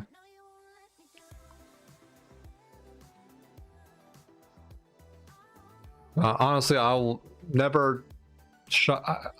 I struggle to fathom a reason why I would never stick. You know, I would stray away from In-N-Out. Their burgers are really good. Their fries are really good, and they pay their employees very well. They treat their employees very well, and that's the thing that really sells it for me. Is that they care about quality still, but they're not going to come out in the East Coast anytime soon because of that, which kind of sucks. It's a double-edged sword. But I love the fact that they care about quality so much, and I can taste the difference. You know, I think it's the only place around here with non-battered fries with skins. I used to live in Northern California, 50 miles up Highway 50 from Sacramento, small town with slaps in the mountains. I can see that, yeah. Because you probably have fresher ingredients in smaller batches. I'm not willing to go to the dodgy neighborhood and park in a car line for 3 blocks long. The fact that like a lot of In-N-Outs still have shit ton like long lines just goes to show I think it's that good of a place that they take a little bit of time, they do it right, and people wait for it. You do not get the amount of traffic that the place gets through. Yeah. There was a place in SoCal, just outside Santa Monica, I think, that was 24/7 in and out. It was great because you can park there and just eat outside. It was always nice and temperate. And you have a burger at 2 a.m. It was great. Loved it. That's the one I went to a lot when I was younger. But now I sort of just EGMS. When I get food there, the burgers just stuffed, tossed in wrapper and wrapped up. Fair. I don't know. I've had better experiences. I also order off the secret menu too. It might be Squidfish. You just may have drawn like a short straw on that. Perfect munchy food, yeah. The fries are good. I love ordering a 4x4. That's my go-to burger from them. If I feel like it's animal style, but usually just standard. So I get, you know, cheese, lettuce, tomato, mayo, and ketchup. Then 2 or 3 orders of fries, because they're very tasty, but they're too small. I'm sorry, the order of fries in and out is too small for a person like me. So I get like 2 or 3 orders of it and just devour that sucker. Last time I had it out was like, trying to think. I think it was November 2019. I visited my dad for a quick weekend away just to say hi, because I haven't at that point I didn't see him in like 10 years. So I wanted to catch up with him real quick. I did. It was nice. Short weekend kind of thing. And yeah, had an in and out a couple of times there where I was, because I'm not able to get it out of here, unfortunately.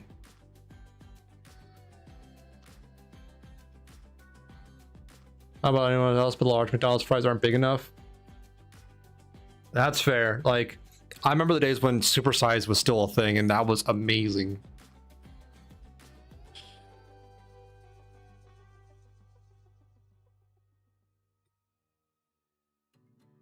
Depends on the mix shits.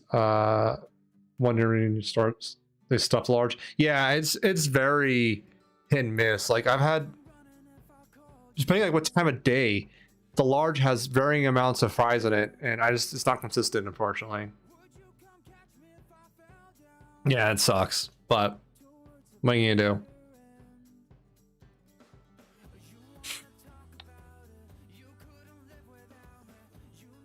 Yeah, you definitely knowing the neighborhood, the layout, and where different, you know, locations have better X, Y, or Z is immeasurable. It's really good.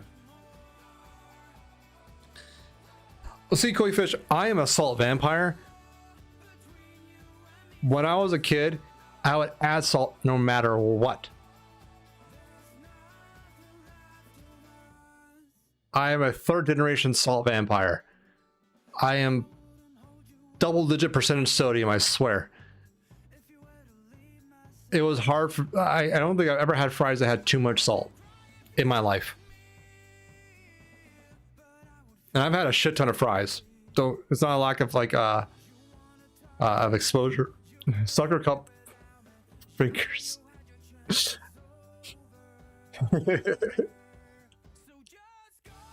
So yeah, that's never been a problem for me. Like, too salty of fries, never encountered it.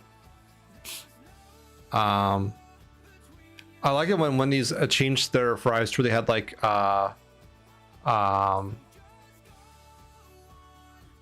a bigger crystal salt, like rock salt on it, like not rock salt but like raw salt. Really added like a nice dimension to the texture. I've been cutting out salt from some places so it's super strong to you, and that and an iodine issue. That's fair. I have been trying to reduce it. My grandfather on my mother's side, the 1st generation salt vampire, has had heart issues when he was alive, and so the rest of the family is trying to reduce our sodium intake, and so I don't add salt to fries anymore. That's my reduction, is now to the baseline of this salt that comes with.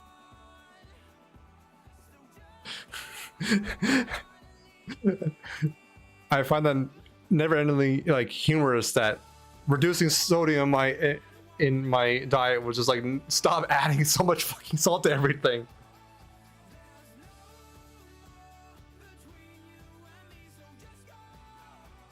Pepper is great. I've also been trying to get like a better dimension of my flavor to like adding hot sauce on things that would fit well, or like ketchup on things. Like, I'm a weirdo where I add ketchup to eggs. I like, you I add hot sauce to like over easy eggs.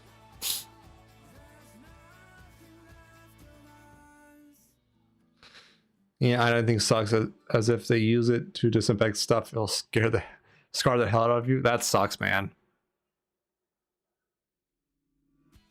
Chula is so good. That's my hot sauce of choice. I always have a bottle or two on the table because it's so good. Try pepper in the ketchup. I've had that. It's good. A good fried dip is mayo and ketchup mixed together with some pepper on it. Super good.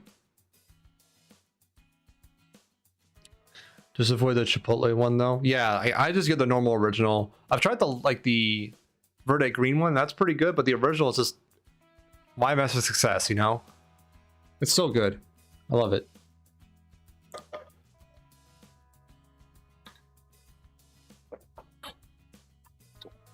Oh yeah, hash browns, ketchup and hot sauce on hash browns. A little bit of salt maybe, but definitely add some pepper to really flush out the flavor. So good. That's the thing I've been ordering regularly from like IHOP and Cracker Barrel around here is like eggs, hash browns, bacon, and slather a bunch of it with hot sauce and ketchup and some pepper and whatnot. So good. Hey Kenzie, I'll hydrate right now. Thank you so much. How are you doing tonight?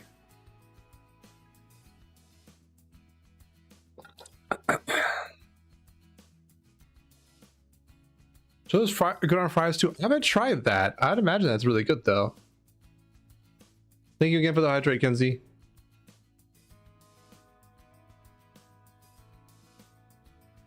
How am I? I'm doing well. I'm just sort of cooling down. We were playing Raft earlier with Sari, Mari, and Karos for Mari's stream anniversary. They went on to go play some Boomin. I wasn't feeling that, so I settled down to some KSP to close out the night and just having fun with that and chatting with chat. Oh yeah, definitely hydrate often. Yeah, it's fun. I love KSP. It's a game where I can just sort of play in the background and just poke at it once in a while and not really have to pay too much attention to it. You were watching Sari a minute ago? Yeah, I'm sure they're having a lot of fun. I hear them in the other rooms screaming their head off. As long as they're having fun, that's all that matters. Well, right now we're trying to get our paracoapsis above Kerbin's orbit by a good amount. And I'll probably go back to the launch area and design some observation platforms and launch those into stellar orbit. That'd be cool to watch.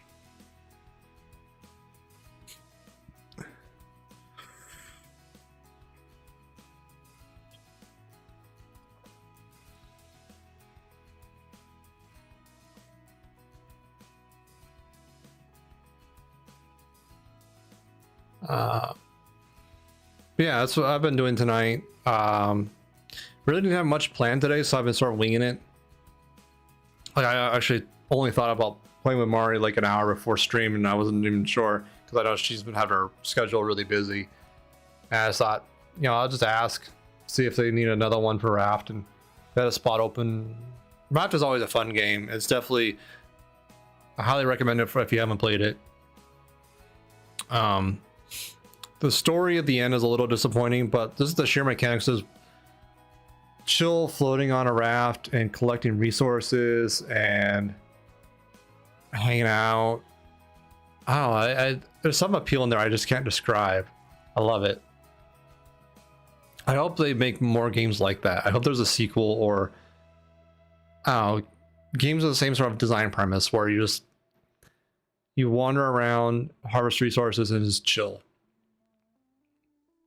I do wish it was a little more procedurally generated. After a while, I played enough of it to where I recognize all the islands at this point, and it's a little unfortunate. I understand why it's not, but that'd be kind of a cool iteration.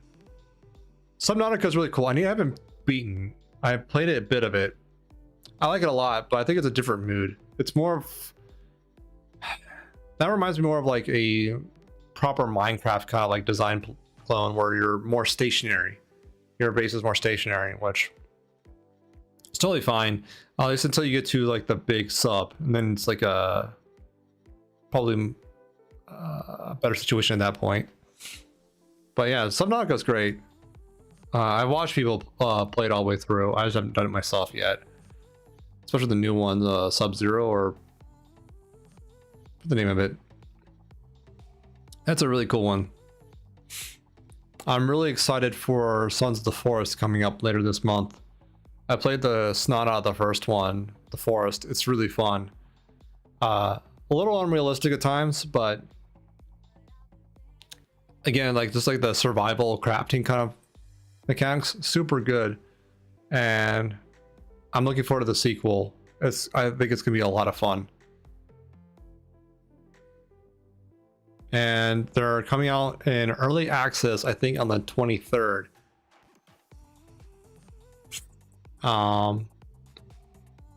So I know they're not done by then. I'm sure there's still gonna be some rough parts of it, but I'm still super excited for it. I just have to calibrate my expectations to remember it's gonna be early access. It's gonna be some bugs. That's fine. As long as you have fun. It's all the whole point of playing games is having fun.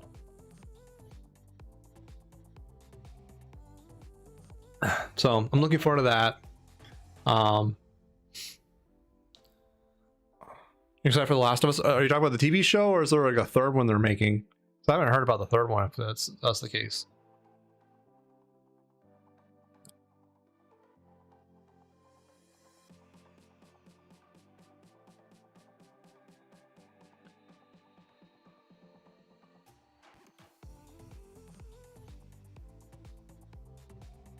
Oh, it's finally out to Steam? I may have to take a look.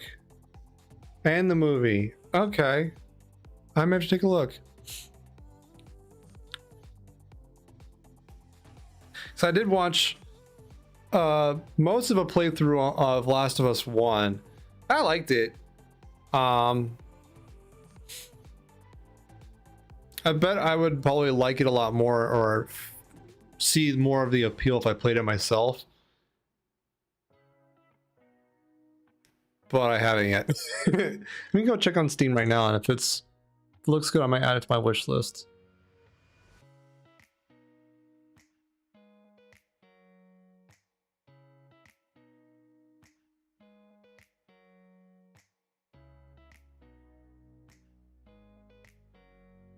The second one broke your little heart. Aww.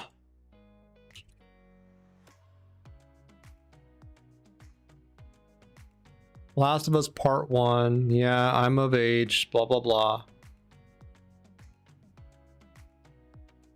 Yeah, coming out March 28th in about 7 weeks. Hell yeah.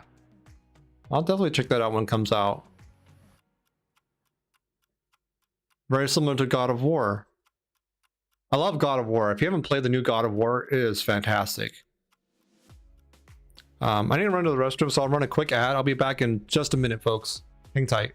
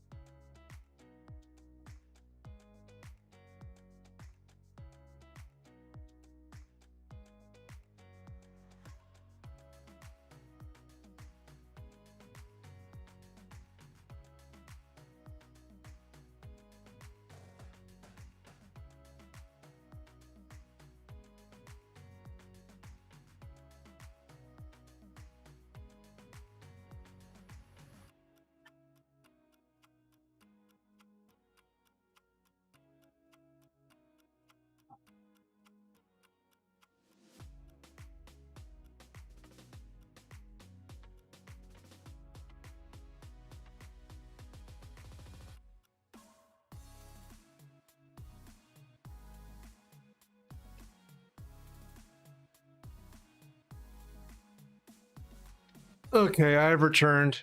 Apologies for the ads, folks. But honestly, you didn't miss anything.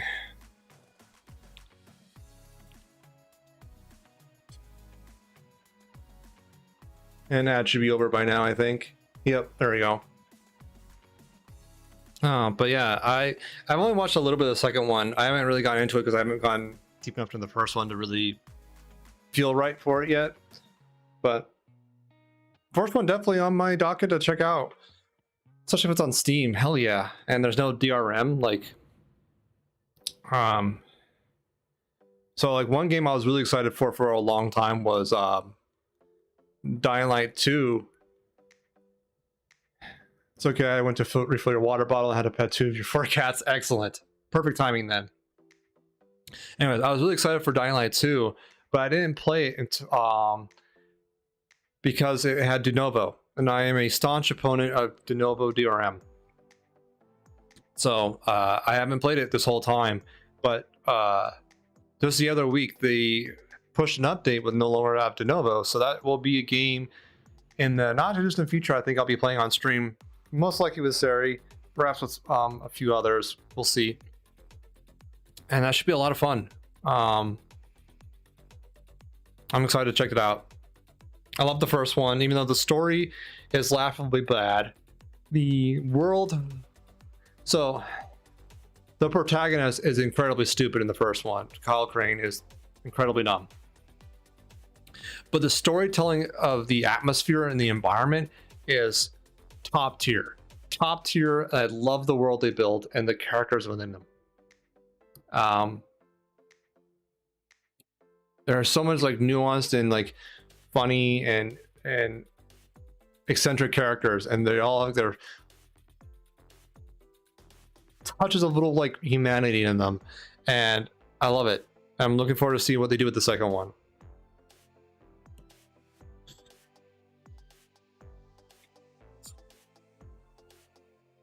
So that's on the near docket to play. We just started a new save of Icarus the other day, so we're playing through that on the new mode of the open world mode, and that's been a lot of fun. I love Icarus. I will admit that the early game of Icarus is kind of rough. It takes a lot for people to get invested and into it, and I wish they are streamlining it a bit, but it still needs some work. In any case, Icarus is definitely a fun game to check out, and I still have a laundry list of single player games I'm trying to work through. I think we're almost done with Sniper Ghost Warrior Contracts, or whatever the fuck the name of it is. It's a very weird game, but it scratches the same itch I feel that Sniper Elite does, and I like that. Just checking in, lurk and play some FPS games. Sounds good, Kenzie. Thanks again for stopping by. Thank you for the lurk. I hope you have a good evening. Always appreciate seeing you around.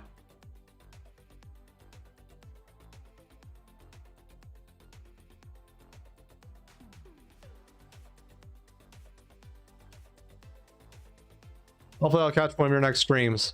I always like lurking there and seeing what you do with Buggy and all them. It's always fun, and Hyphen and Co and whatnot. It's always a good time.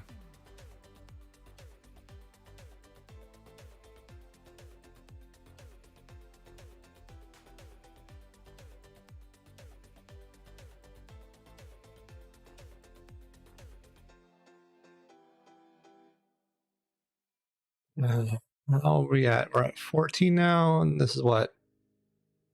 13? A little bit longer, but I think we're pretty safe in the orbits now. Let's get to 14 even. It's not too far off.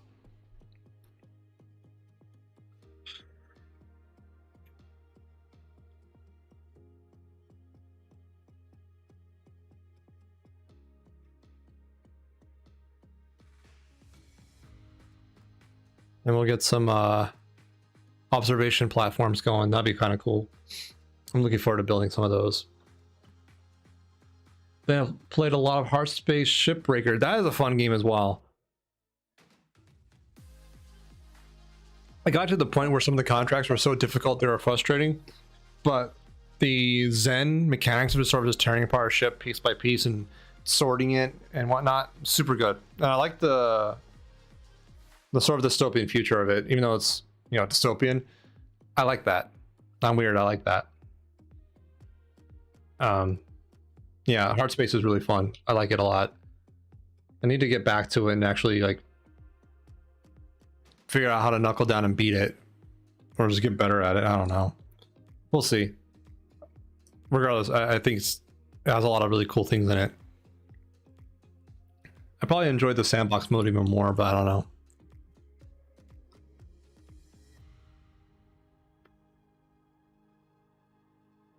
Okay, that's 14. Shot the engine, stable orbit.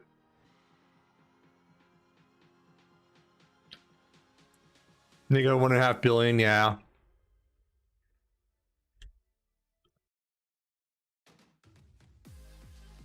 Okay, now we need to design our observation platforms. We'll save the design for our deep space relay until we know if it's viable or not.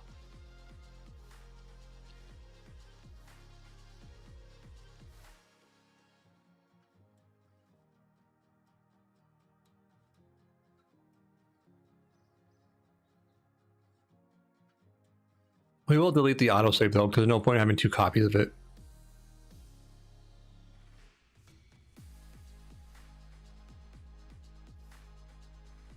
Okay. Observation platform. I really like this probe core. It's really good.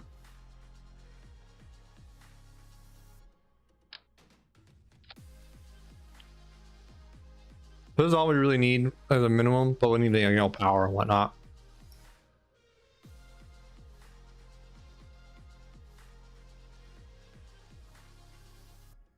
Huh. Interesting.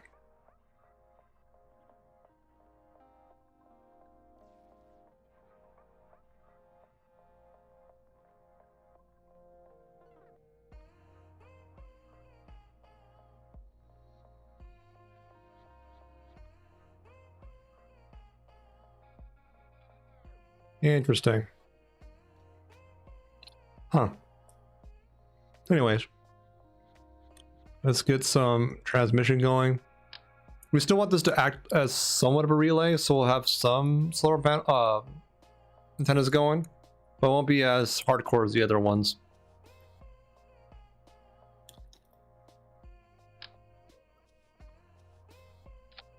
Well, that. Some tiny boys up here for maneuverability. There we go. Not bad.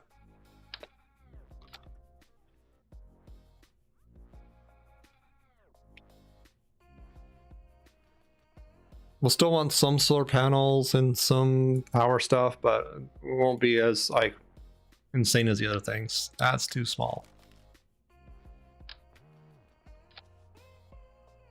Now that's too big. That's still too big. Too small. Just right.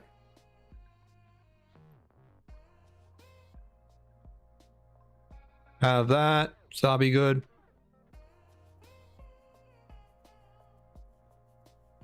Let's get a little bit more power in there.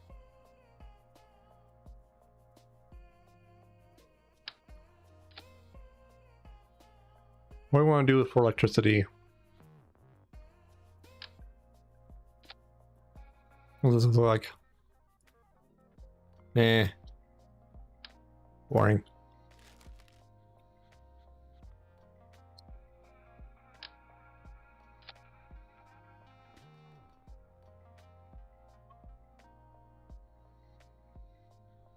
Not bad, maybe. That's the 1x6 version, right? Yeah.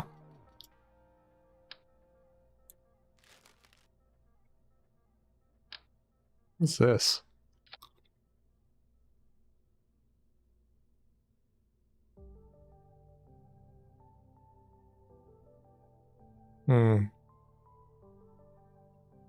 Maybe.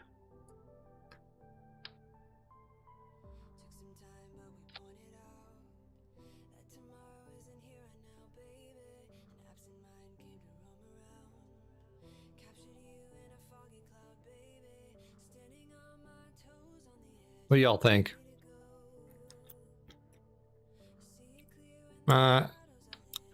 Actually, Oh, I like that because these extended are gonna be kind of chunky, right? Yeah, they're clipping in. That's not good. Well, it probably doesn't matter, but I want it to look nice at least.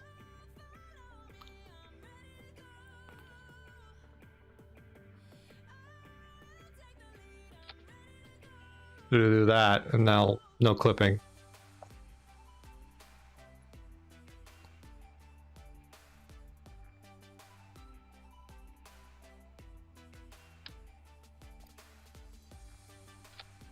How's that look? Fine, just fine.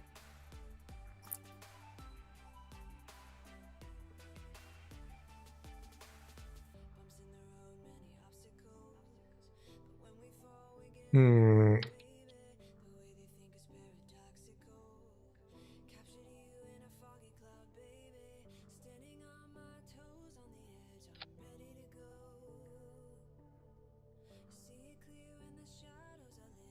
How's that work?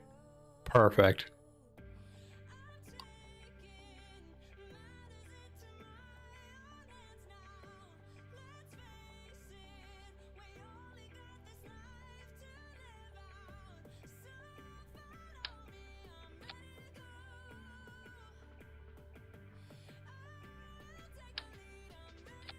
Do that. We'll get some extra communiques going the other way. Like that.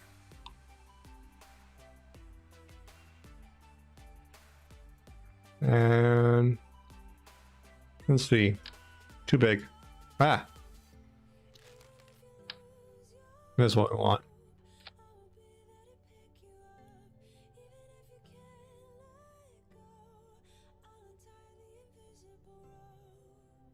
So extend that. That's too flat. That won't work. Hmm.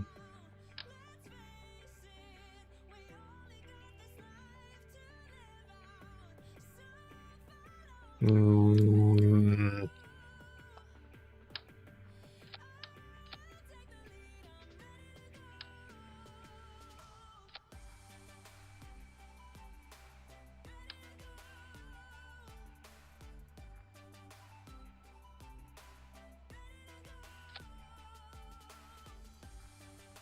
I don't know.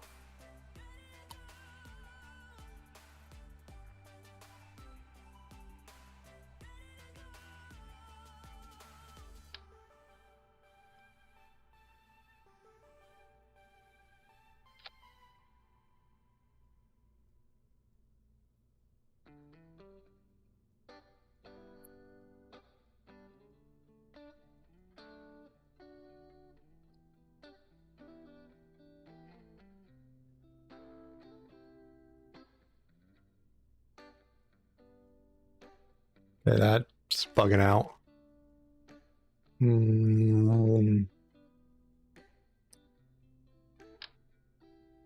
I always like these. These don't work really well, unfortunately. Because you can do that.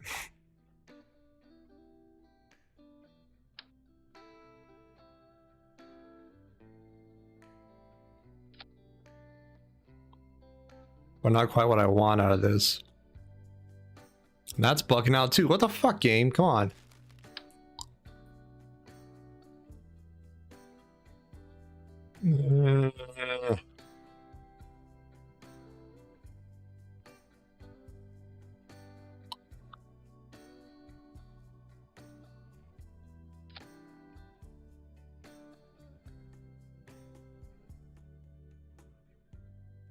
It's these in here too.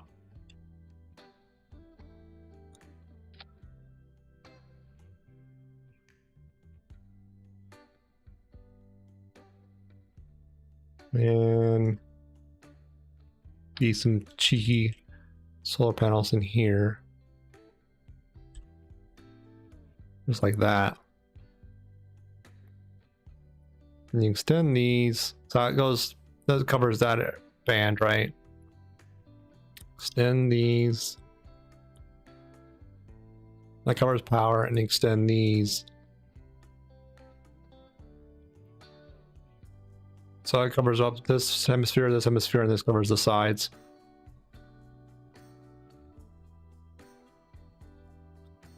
We'll still need these for navigating though.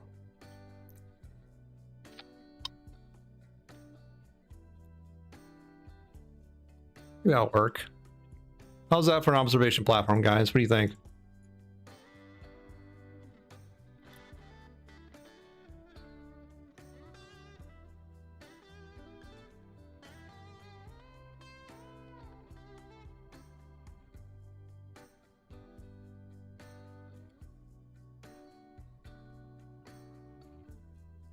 That also doubles up as a relay.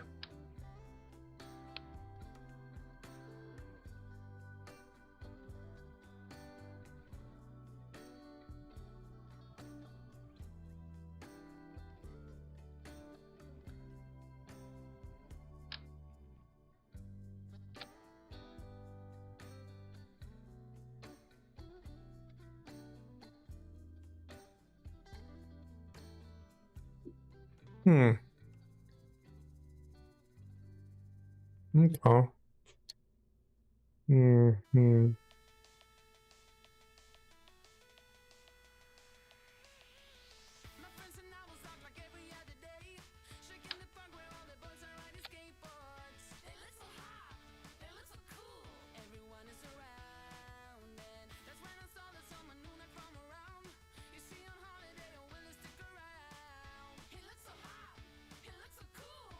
There we go.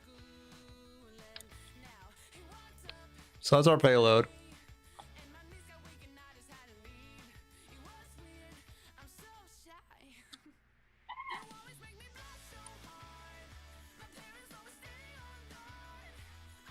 There we go.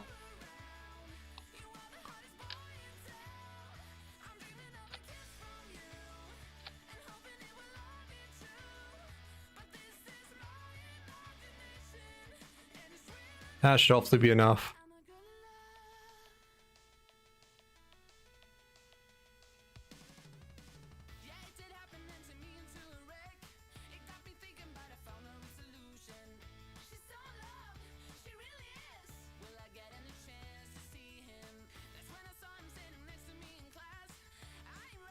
Come on.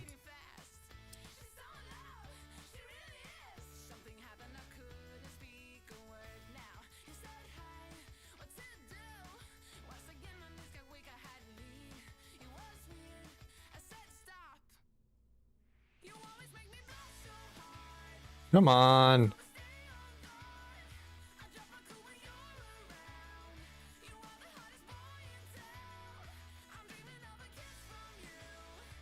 Let's go with a bigger fairing or payload.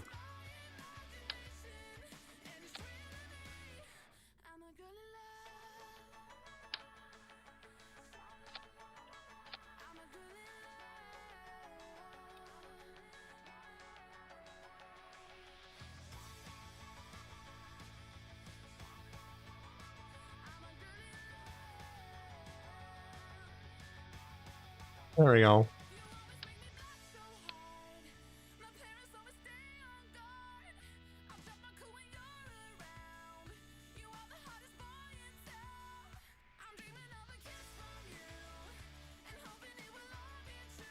That's our payload. Cool, cool, cool. Too big.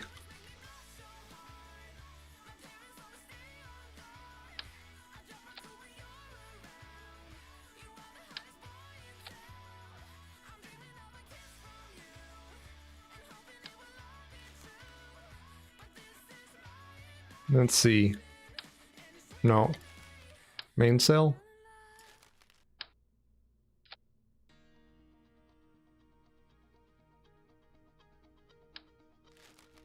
Let's see. Thrust, 69 kilonewtons. Skipper is a bit more thrust. There we go.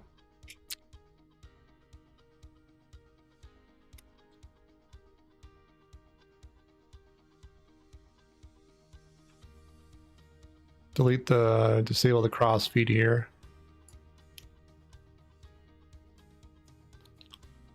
Yeah.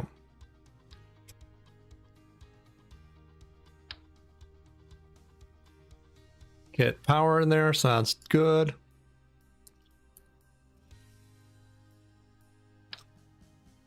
Stabilization fins. Let's get some mono in there too, so we can maneuver a bit.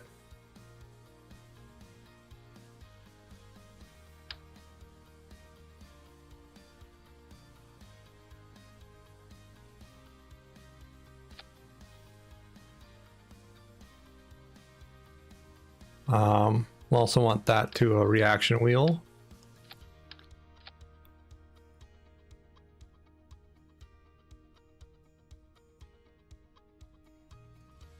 Let's get our, I don't know what's that. No. That's a clampotron. Too big. Too big. Perfect. So I want to deliver that up a bit. Let's get a bigger, chunkier engine.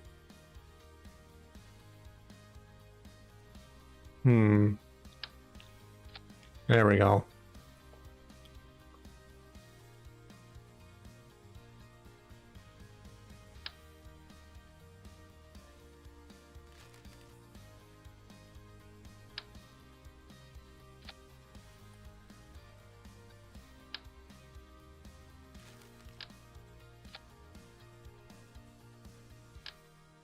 There we go. Now we have a nice Rhino engine to really, you know, deliver us where we need to go. Yeah.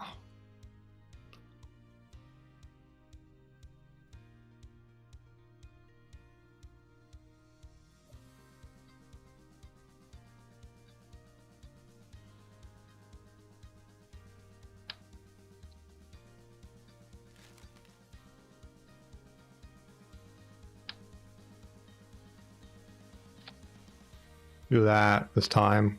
Do Clydesdales because they're just so damn good.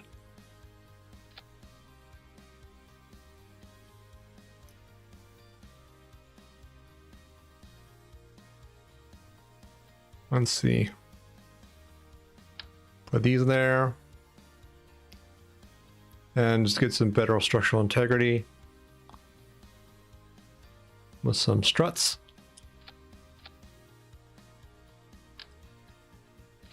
Like that.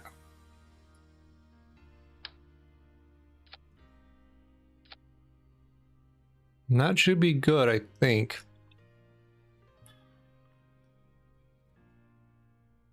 This point might be too wobbly, but we'll see.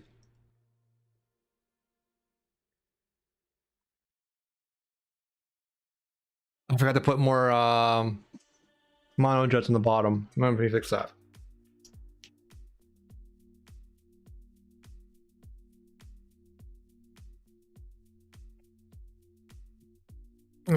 Back to construction. Wish you luck. You're adding OPM, Scatterer, Parallax, and a few other mods to your game. Nice. Have fun. Best of luck. I hope you enjoy the changes to the gameplay.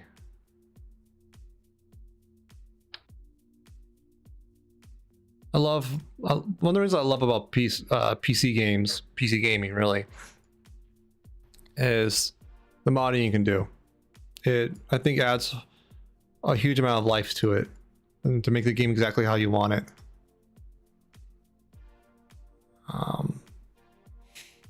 Okay, save that, launch that.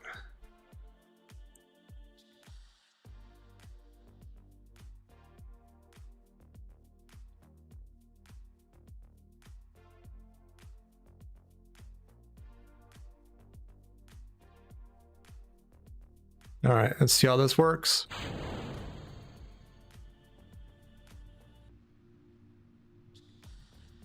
Remember, all we have to do is get this into solar orbit. We don't need to go like super deep with it.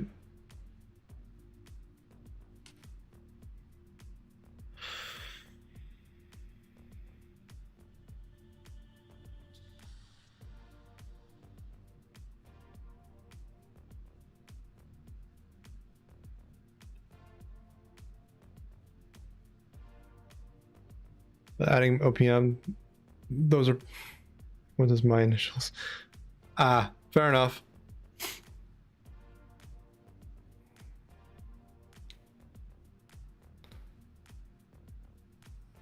Come on, hold together, Rocket.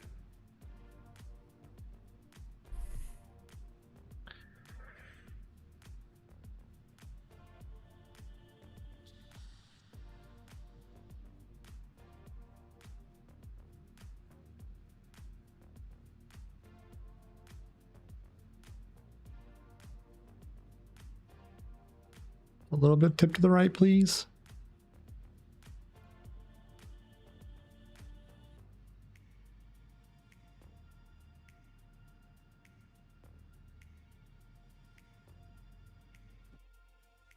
Okay, well, that's fine.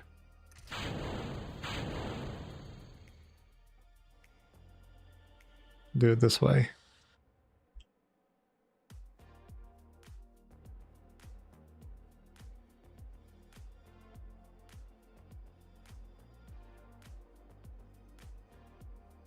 There we go. 0.7 gigs worth of crap. Also, is just probably parallax and scatter. I'm sure. So that adds a lot of texture detail, right?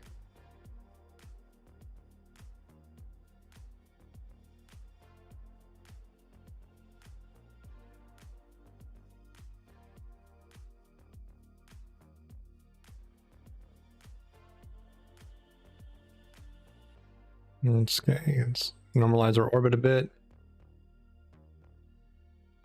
20 seconds to apoapsis.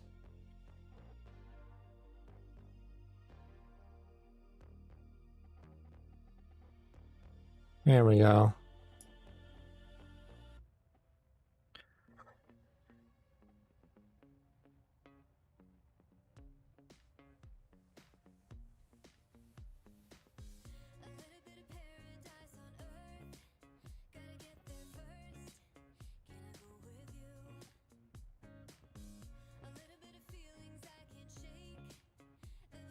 So many connections. I love it.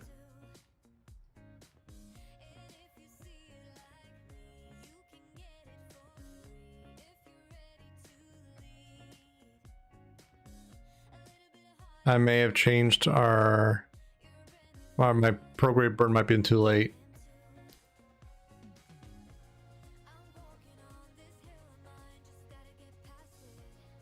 Yeah, we'll see. I may need to have done it earlier.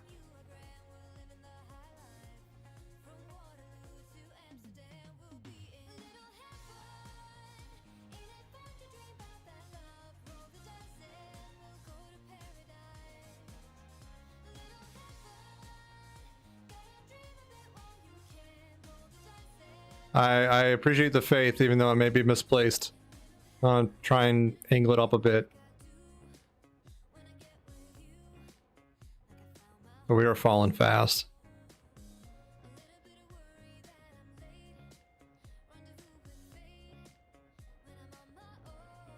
We're not hitting the atmosphere again yet, but I don't know.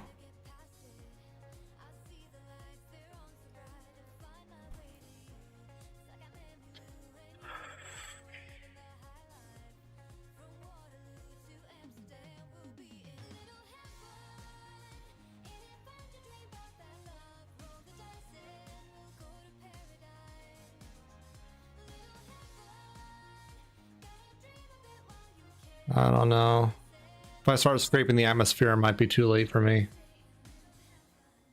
I don't think the rocket design is bad. I think my adjustment was too late. I think that's really the root of it for me in this case.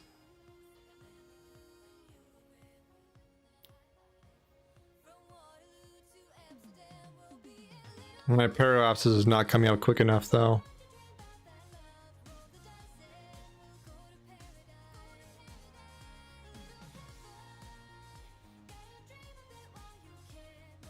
I don't know. So far still above the atmosphere though.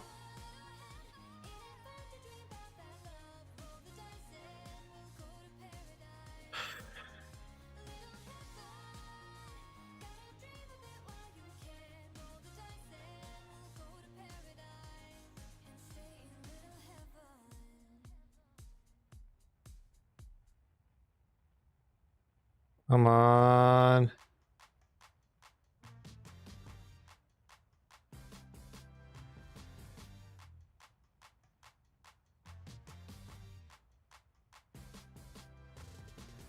Come on.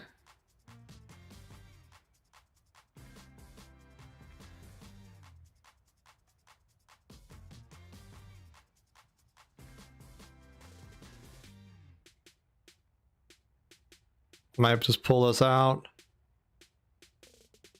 Scraping the atmosphere though.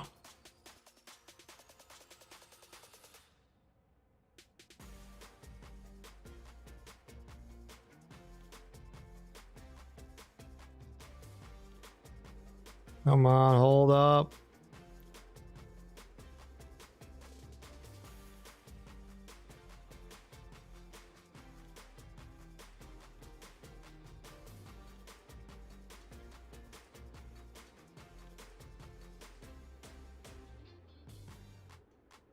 Nope, that's it. I think the rocket design is fine. My adjustment was way too late to get the orbit stabilized and circularized, but that's fine.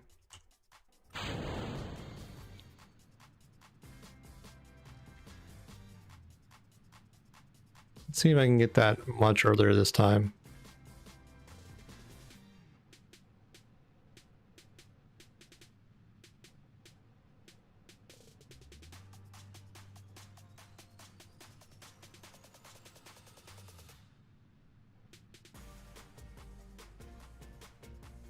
It was pretty close to the apoapsis, which I think was way too late for the adjustment. Though I think with this launch I can get a little more angled in the beginning and get myself a heads up. A leg up, rather.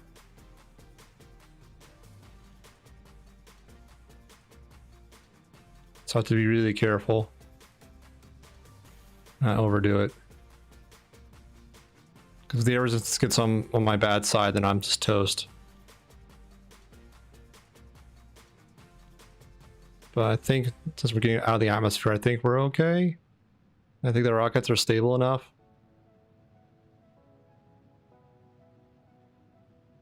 Come on. Please play nice, physics engine.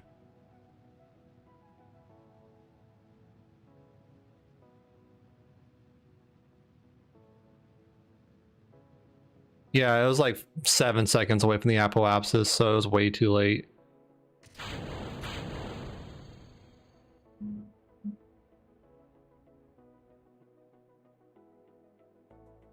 Let's see.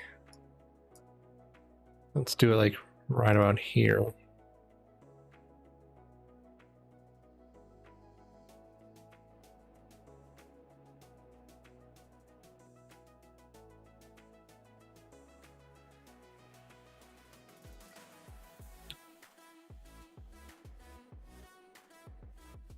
Yeah, we still have a few minutes. Oh, it looks like quite the bloodbath in here. Haha. Thank you, Dura.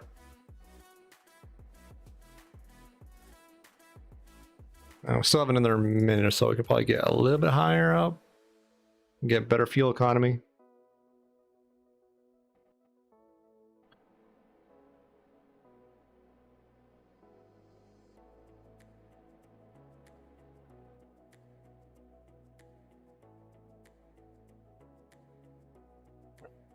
We go beneath our prograde and really just push the circular.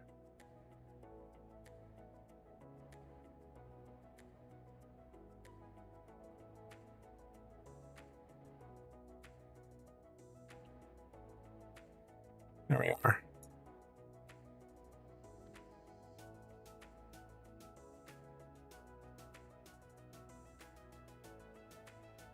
Yeah, I think this is much more successful.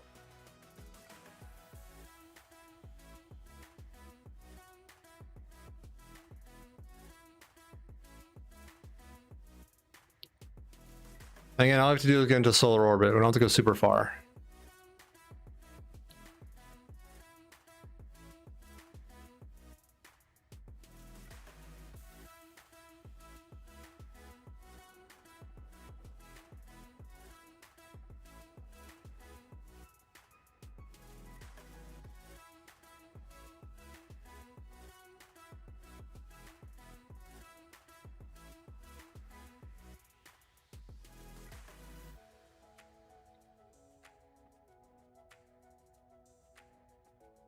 Okay, we're about to hit our apoapsis, but our perioapsis is, I think, better.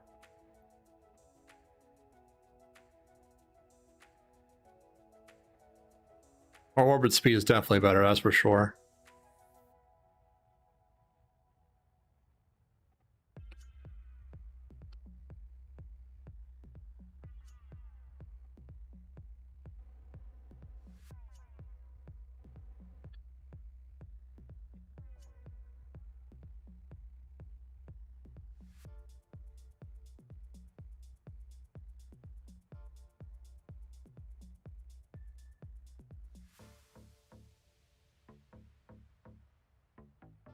This time is better off. Well, let's see. If we scrape the atmosphere again, we might be donezo.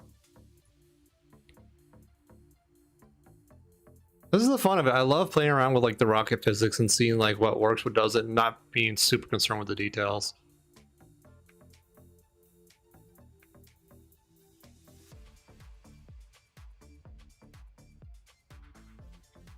Your C-Can crashed? Oh no! That sucks.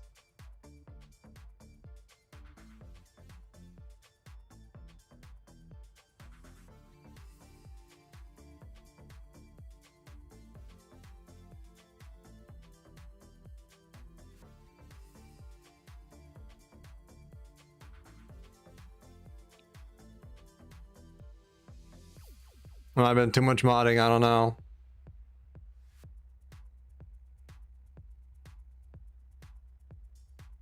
%. Oh, so close too. That sucks, man. My condolences.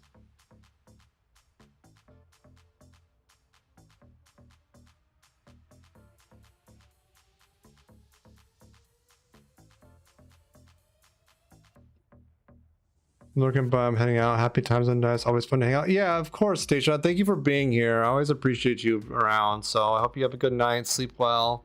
And I'll see you next time. Take care.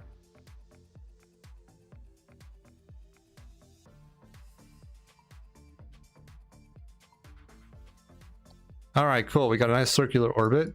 Now where we want to go exactly is the next question.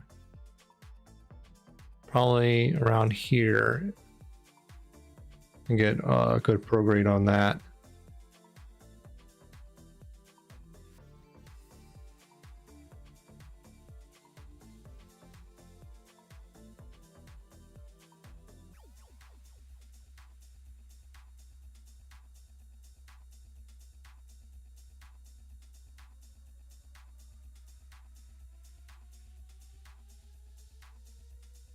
Nice little maneuver. Plenty of electric charge to play around with, so that's fine.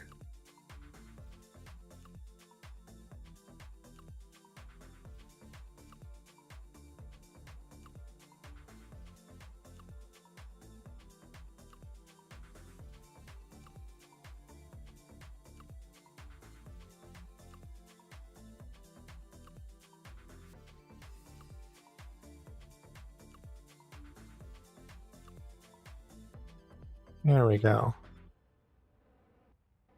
Do a full burn on this side.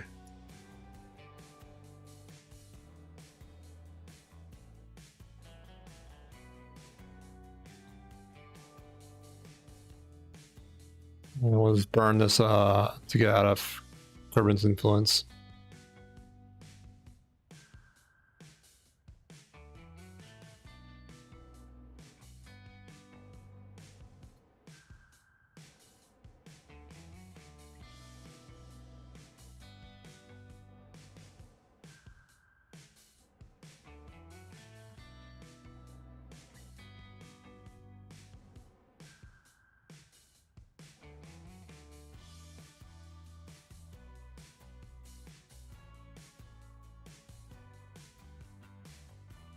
Oh, hey, Tina.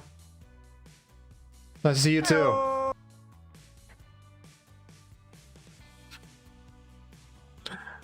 How you doing, Tina?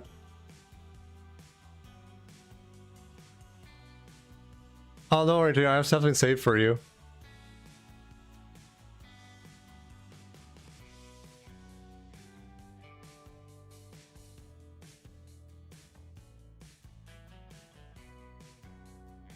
Just had to find it. All the way at the bottom. I don't know why it's all the way at the bottom. It's my favorite one.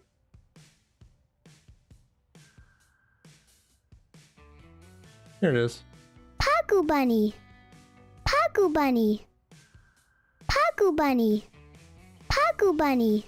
Oh, really? Pagu Bunny. Pagu Bunny.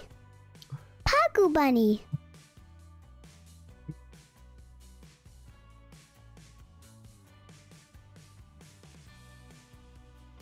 How you liking Ark, by the way? I haven't actually played Ark, but it seems like it's a fun survival game. Talking super well. Super fun, I'm glad. I'm glad you're enjoying it.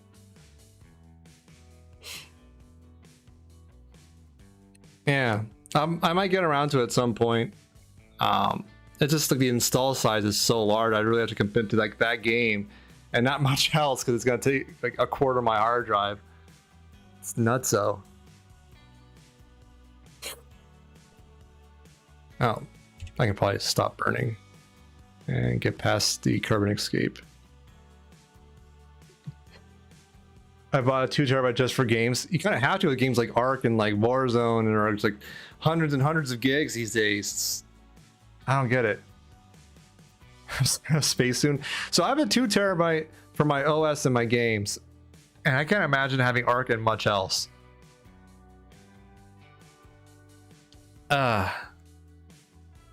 It's just bananas how large games are getting these days.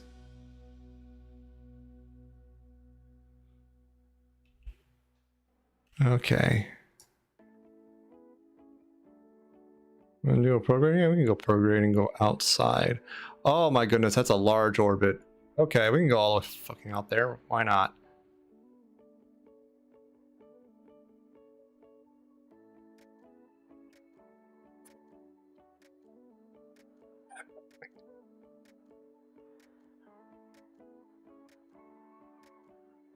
Thanks, Tina. I always appreciate it.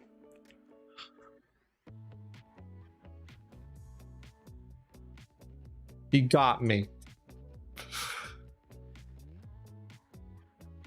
With the classic your mom, you got me.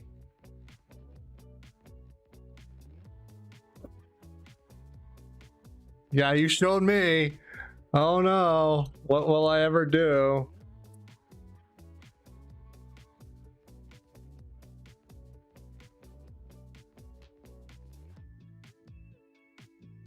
But yeah, if you're not following Tina, do go follow Tina. She's an amazing little gremlin and makes some amazing stickers. Especially the cursed Pagu Bunny. It's the best thing on Twitch. Hands down.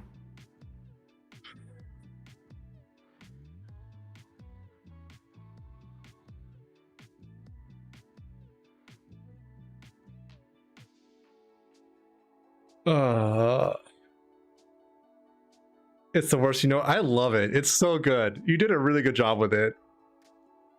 I wish I had the artistic talent you have.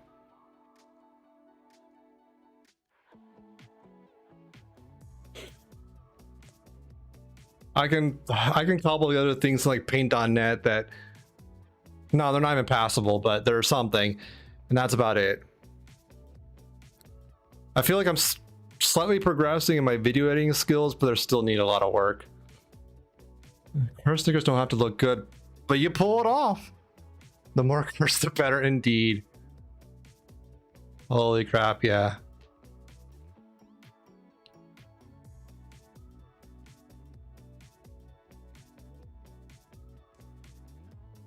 It's fucking taking forever to get out that far, isn't it?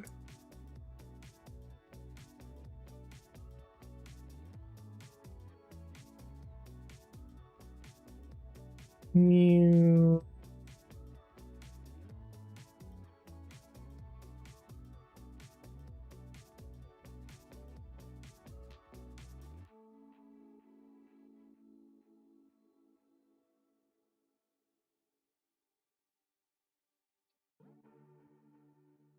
So I think I've developed a decent like workflow to getting like clips and TikToks together. I've been having a lot of fun with that lately.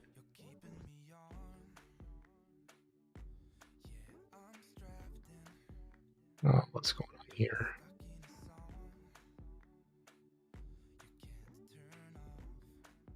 Wow. Anyways. Yeah, I'm having a lot of fun with like TikToks and short form stuff, and it's getting some views. I like it. End of the day, I'm just having fun with it. Picking out like Twitch clips and just editing them down a little bit to where they pack a punch. But I still need to practice and get better at video editing. Side loading the mods in smaller chunks, having much more success. Excellent. I don't know if I should invest time into YouTube Shorts. Yeah. I think it depends on what your goals are. Like, I had a lot of success with Hover when it was still a thing. So I'm hoping to rekindle that magic a little bit. I know it's a very long shot on YouTube in comparison, but I like in the past year I've doubled my subscriber count, which is not much. It's 20 more. Big deal. But it's still something.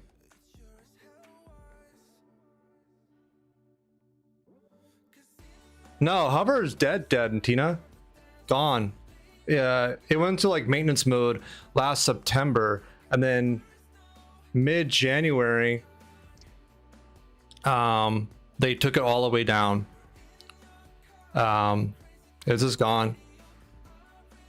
I think I had a really good idea, but I'm not sure what the root of it was, but I think they just ran out of money, really, because they didn't really have like a monetization strategy. Like, they had no advertising. They were giving money away every week in contests, and they're probably paying out the nose for all the hosting and whatnot because video content's not small, right?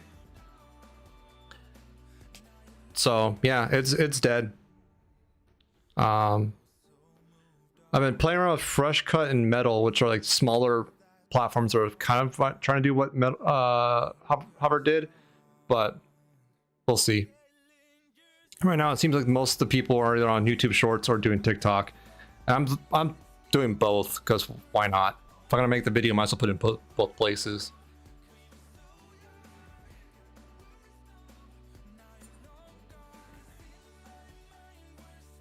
Yeah, it was sad. I liked a lot of it. There were some cool people I met there. One thing I definitely have not mastered at all is like the YouTube tagging bullshit metadata algorithm thing. I know vidIQ does a lot of the work for you, but it doesn't feel right for me to just fill out bullshit in like description and tags just to meet an algorithm's like targeted, you know, metadata, and I don't know, playing that game.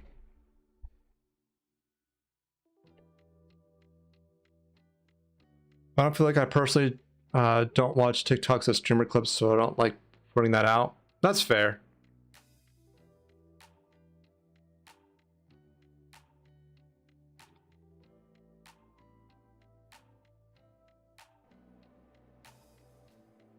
So like one thing that helped me a lot, you know, was a site I found called Streamladder, where you take a Twitch clip, you throw it in there, and it does like the size adjustments. You can do like captions and like some other editing things that are very basic, and you can knock it out in like minutes.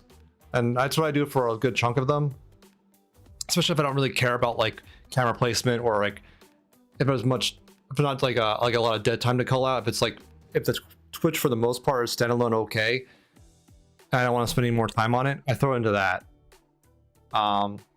So you can knock out a clip in minutes flat with that.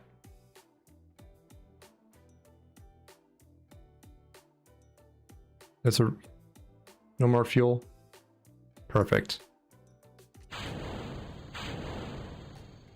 There we go. This should circularize that orbit pretty easily. I didn't think to go past Joule. Fucking hell. Yeah, good luck, Toby. So that's what I do right now. It's by no means the best workflow, but it works. and gets content out there. Just fun.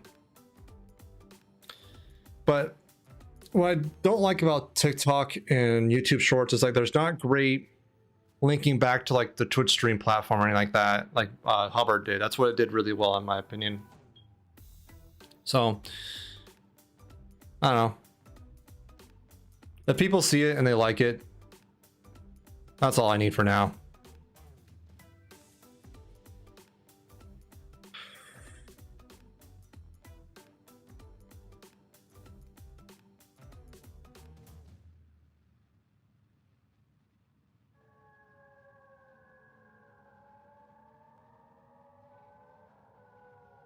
And yeah, just doing that for now.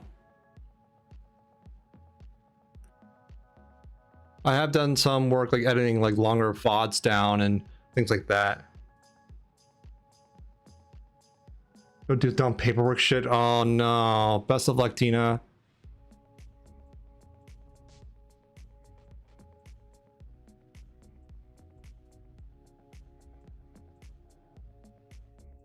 There we go.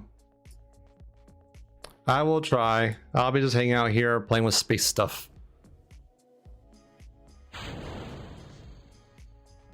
And that's all separated.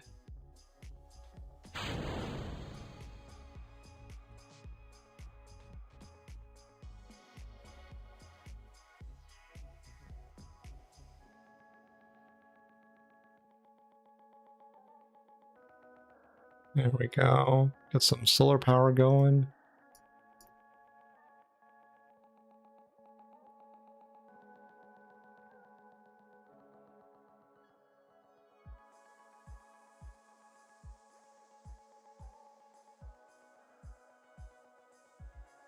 Extend. There we go.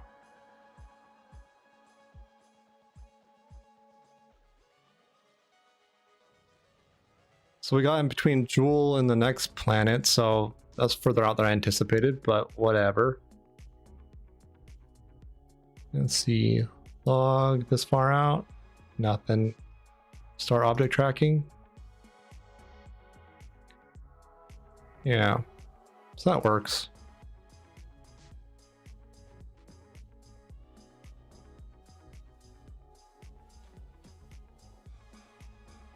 Having a few more of these around, I think will be a good fit because they act as like a semi-relay and also do the observation stuff, which is gonna be cool.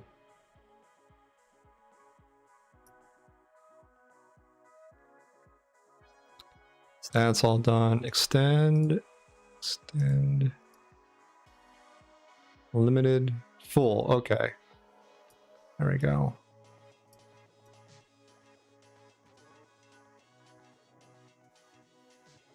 There we go. Did I get them all? I think I got them all. So that's neat. I had a lot of fun with that. I'm gonna this could just chill out in orbit and be another relay. Yeah.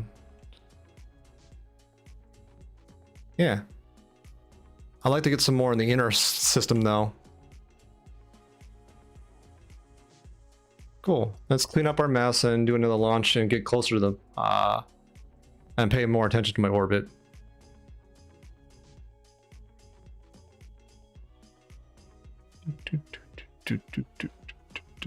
Come on, Kerbal, you can do it.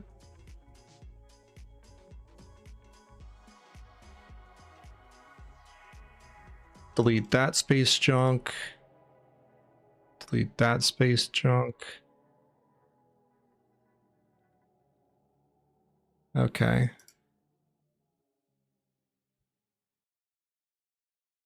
So that worked pretty well, I think, overall.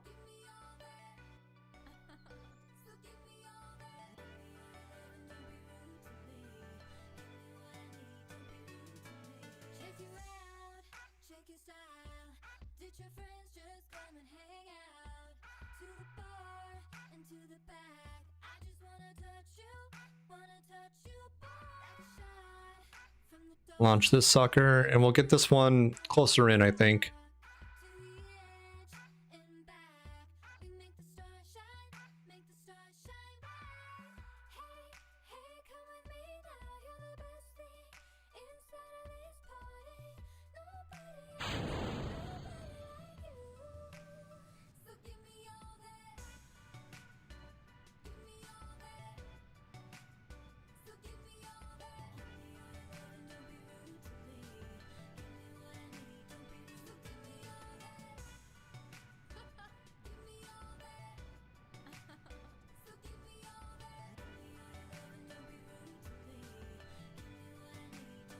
Come on, tilt.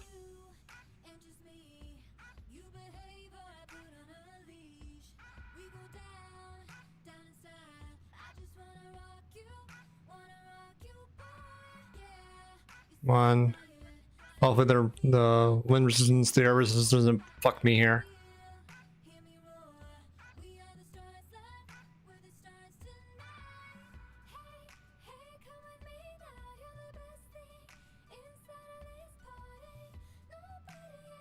There we go. That's a little bit better, I think.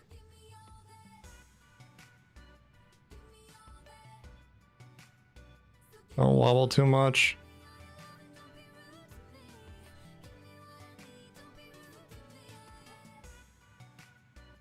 I'll just burn through this.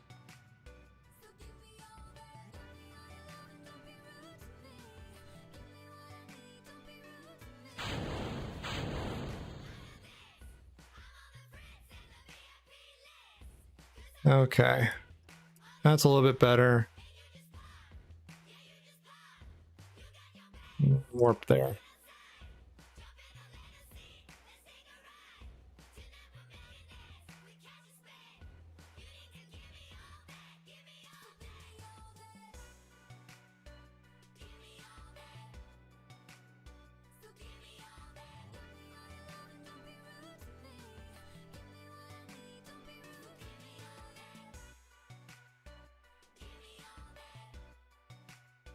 There we go.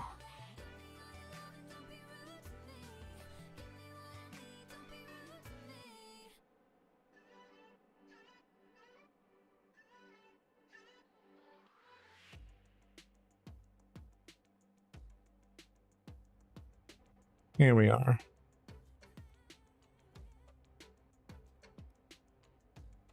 That down on the 90-degree line. Stop wiggling.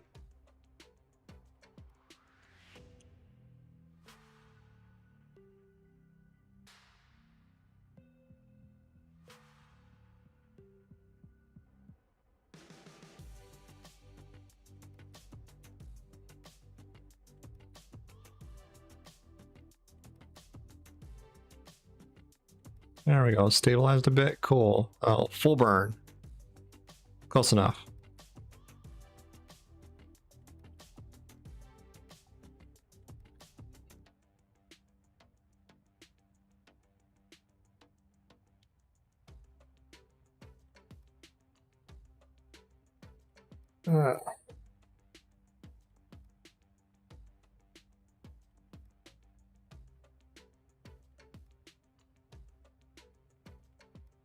Yep, so we got a good launch here. We'll get into a decent orbit, I think, around Kerbin, and then do a burn to closer to where we want and have a more sane orbit, maybe. Hopefully, maybe. We'll see.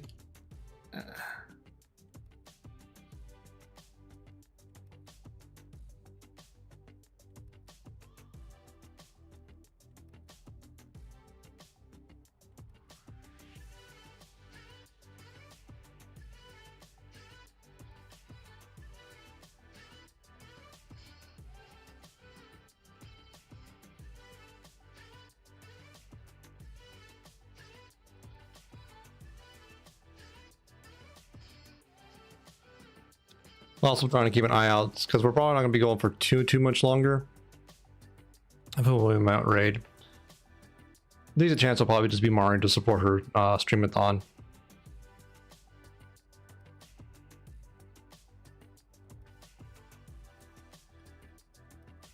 We haven't actually raided her in an actual decent while anyways.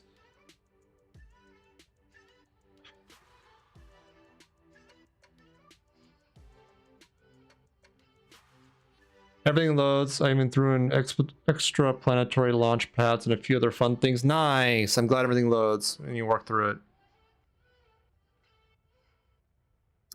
The downside of modding games. Troubleshooting them and finding out which ones break. That was the reason why we stopped playing Skyrim together. The mod does what it does says on the tin, but I don't think it changes enough of the base game to accommodate the game design for co-op to really make it super fun. It essentially has one person playing the companion, which, you know, at times can be fun, but I think we were hoping for a little bit more out of it, and this wasn't there yet.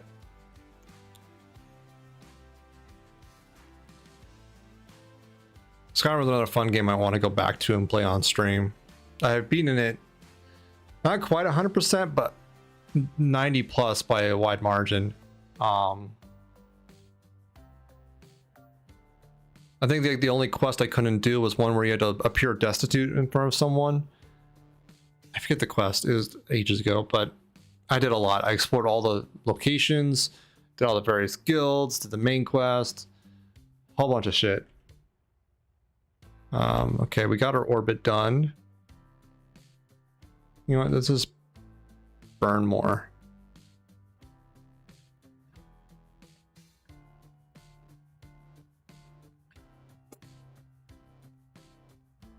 You broke your game somehow modding it? That's not surprising whatsoever with Skyrim.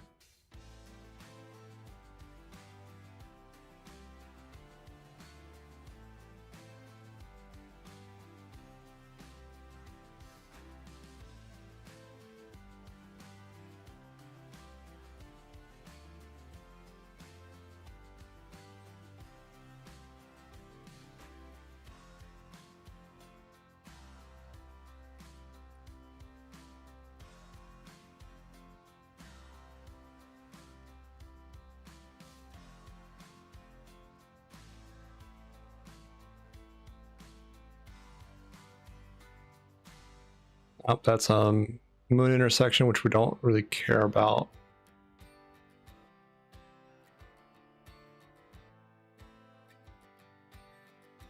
All right, just do carbon escape.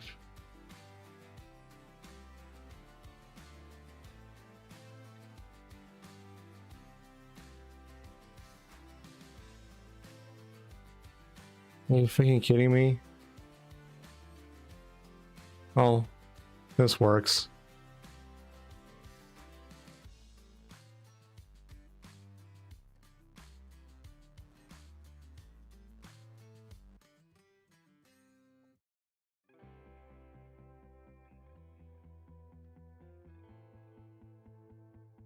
I'll slingshot there then, I guess.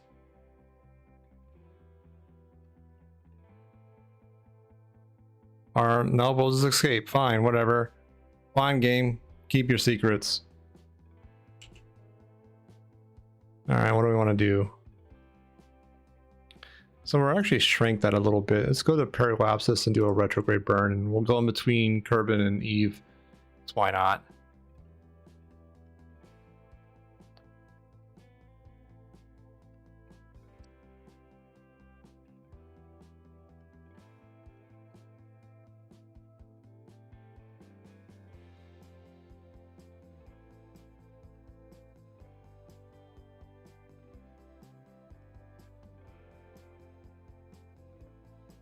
Yeah, we'll get some retro burns near the orbits between Kerbin and Eve, and we'll have another platform there.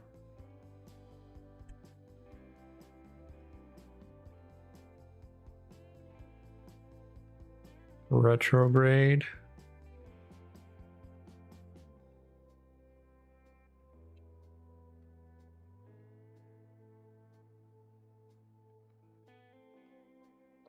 This is making me rethink my deep space design, because I thought lightweight, minimalistic main engine just could do everything through Ion was a way to go, but maybe not.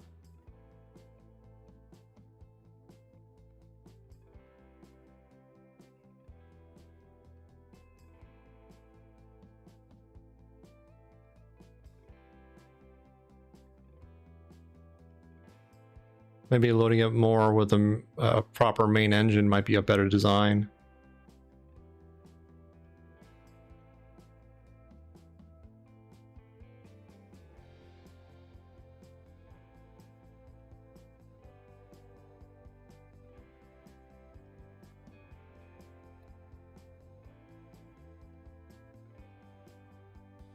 About halfway. Let's go circularize over here. We don't even need our second engine. So yeah, I don't know. I'll have to think on it a bit.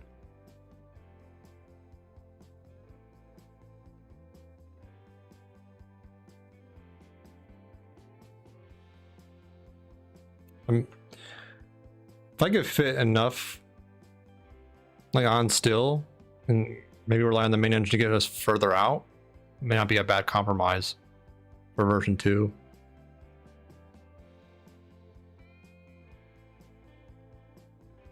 So it's effectively what I'm doing here minus the ion stuff, but the payload is be bigger than the ion.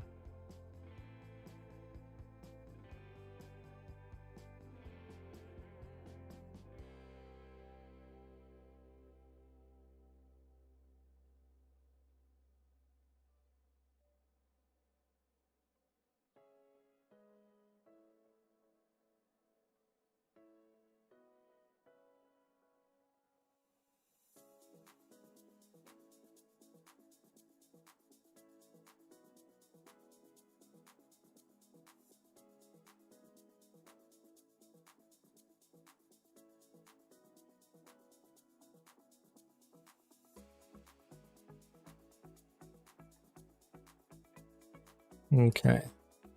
And burn. Oh my god, what's with the wobble?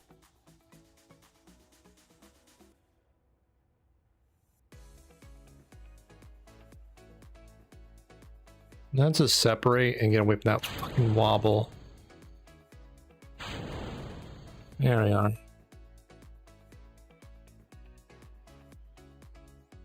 That's probably good enough for this.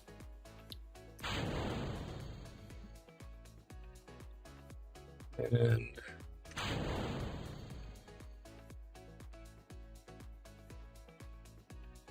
skip this extended.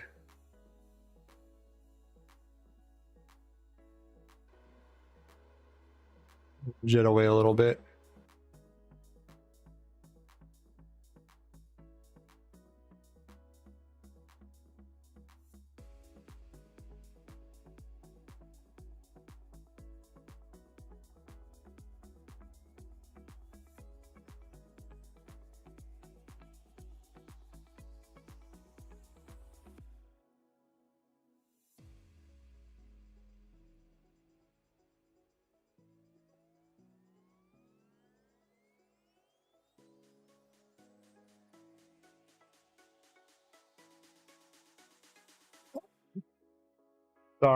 Sorry.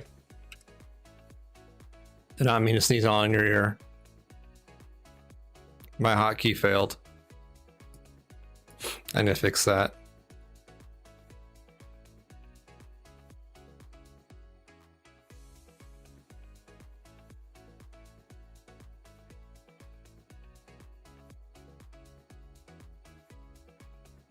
Got our solar panels all extended.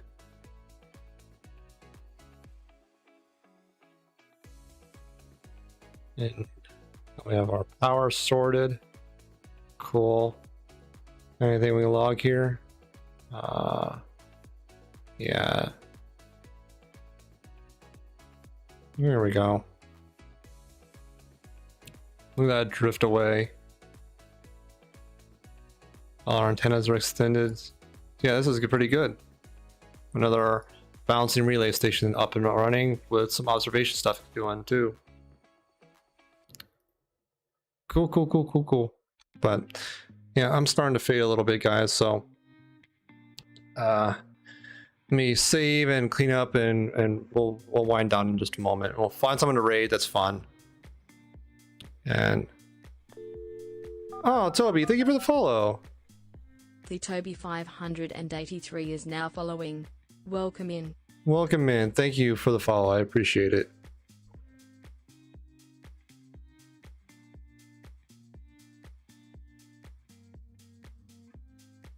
Yeah, that's all cleaned up. Let me save. We'll find someone fun to go to. But yeah, we have a bunch of flights now going. We have to work more on that ion engine to Beyond Jewel. But I may rethink that design. I'm not sure. Let's go find someone to raid. That was all my socials. Join the Discord if you're not in Discord. I am planning a charity stream on March 1st at noon Eastern. Scheduled in the Discord. YouTube, TikTok, Twitter. What else do I have? Probably other platforms, but those are the main ones. So if you want to keep in the loop of where I'm at, that's definitely a starting point. But yeah, let's go rate someone fun. Come on, KSP.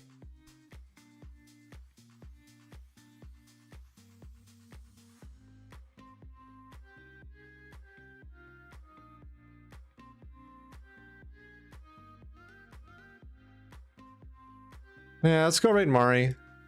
She's doing her streamathon. We were playing with her earlier on with Raft, and she's great, super funny, awesome gremlin. And yeah, show her some love. It's her streamiversary streamathon, so definitely, you know, play around with there. She has incentives. She still has a stretch goal to go that will she'll eat a giant mayo Whopper, and we're all gunning for that. It's gonna be great. She hates mayo, she hates Whoppers, but grab your raid calls. First one's gonna be subs, second one's gonna be non-subs. I hope you all have a good night. I love everyone that stopped by and hung out and played around with toys. It's just, you're all great. So I'll be live again on Wednesday, 7 p.m. Eastern. Not sure what I'll be playing yet. I rarely plan things, but I hope you all had a good night. This is like a really weird impromptu thing, but yeah, I love you all. Have a great week. Have a great night, great morning, great time zone. Take care of yourselves, take care of each other. Drink water, wash your hands, wear a mask, get vaccinated if you haven't been vaccinated. And care about yourselves, care about each other, and just be well. All right. Love y'all. Good night. Good luck. I'll see you next time.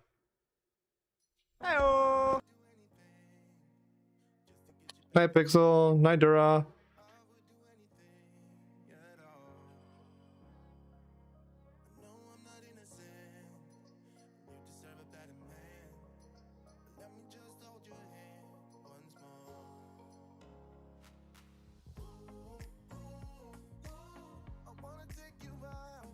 Oh. She's not? Oh, she's going to bed, so yeah. Sorry. We won't go to Gomari because she's going to bed, so thank you, Dura. Good catch.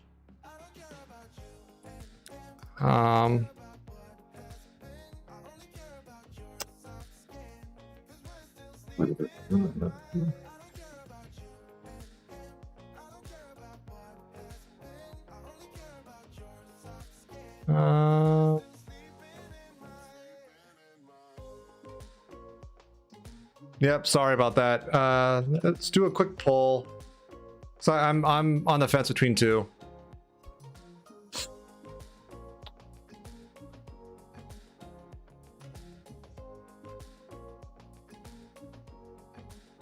Oh, set for like 3 minutes. No, you're good, Dura. I appreciate the information.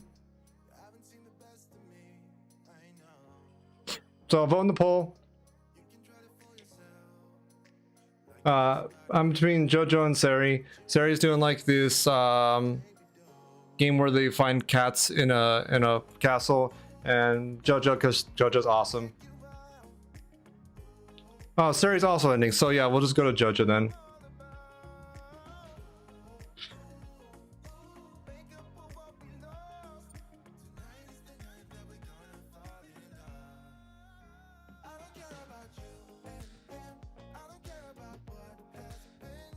I guess everyone had the same idea of ending. So yeah, we'll go to Judja. Let me get the raid going.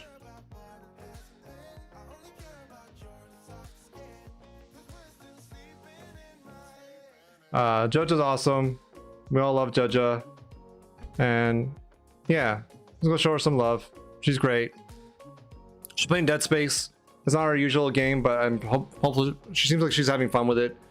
And We all know JoJo. We all love her.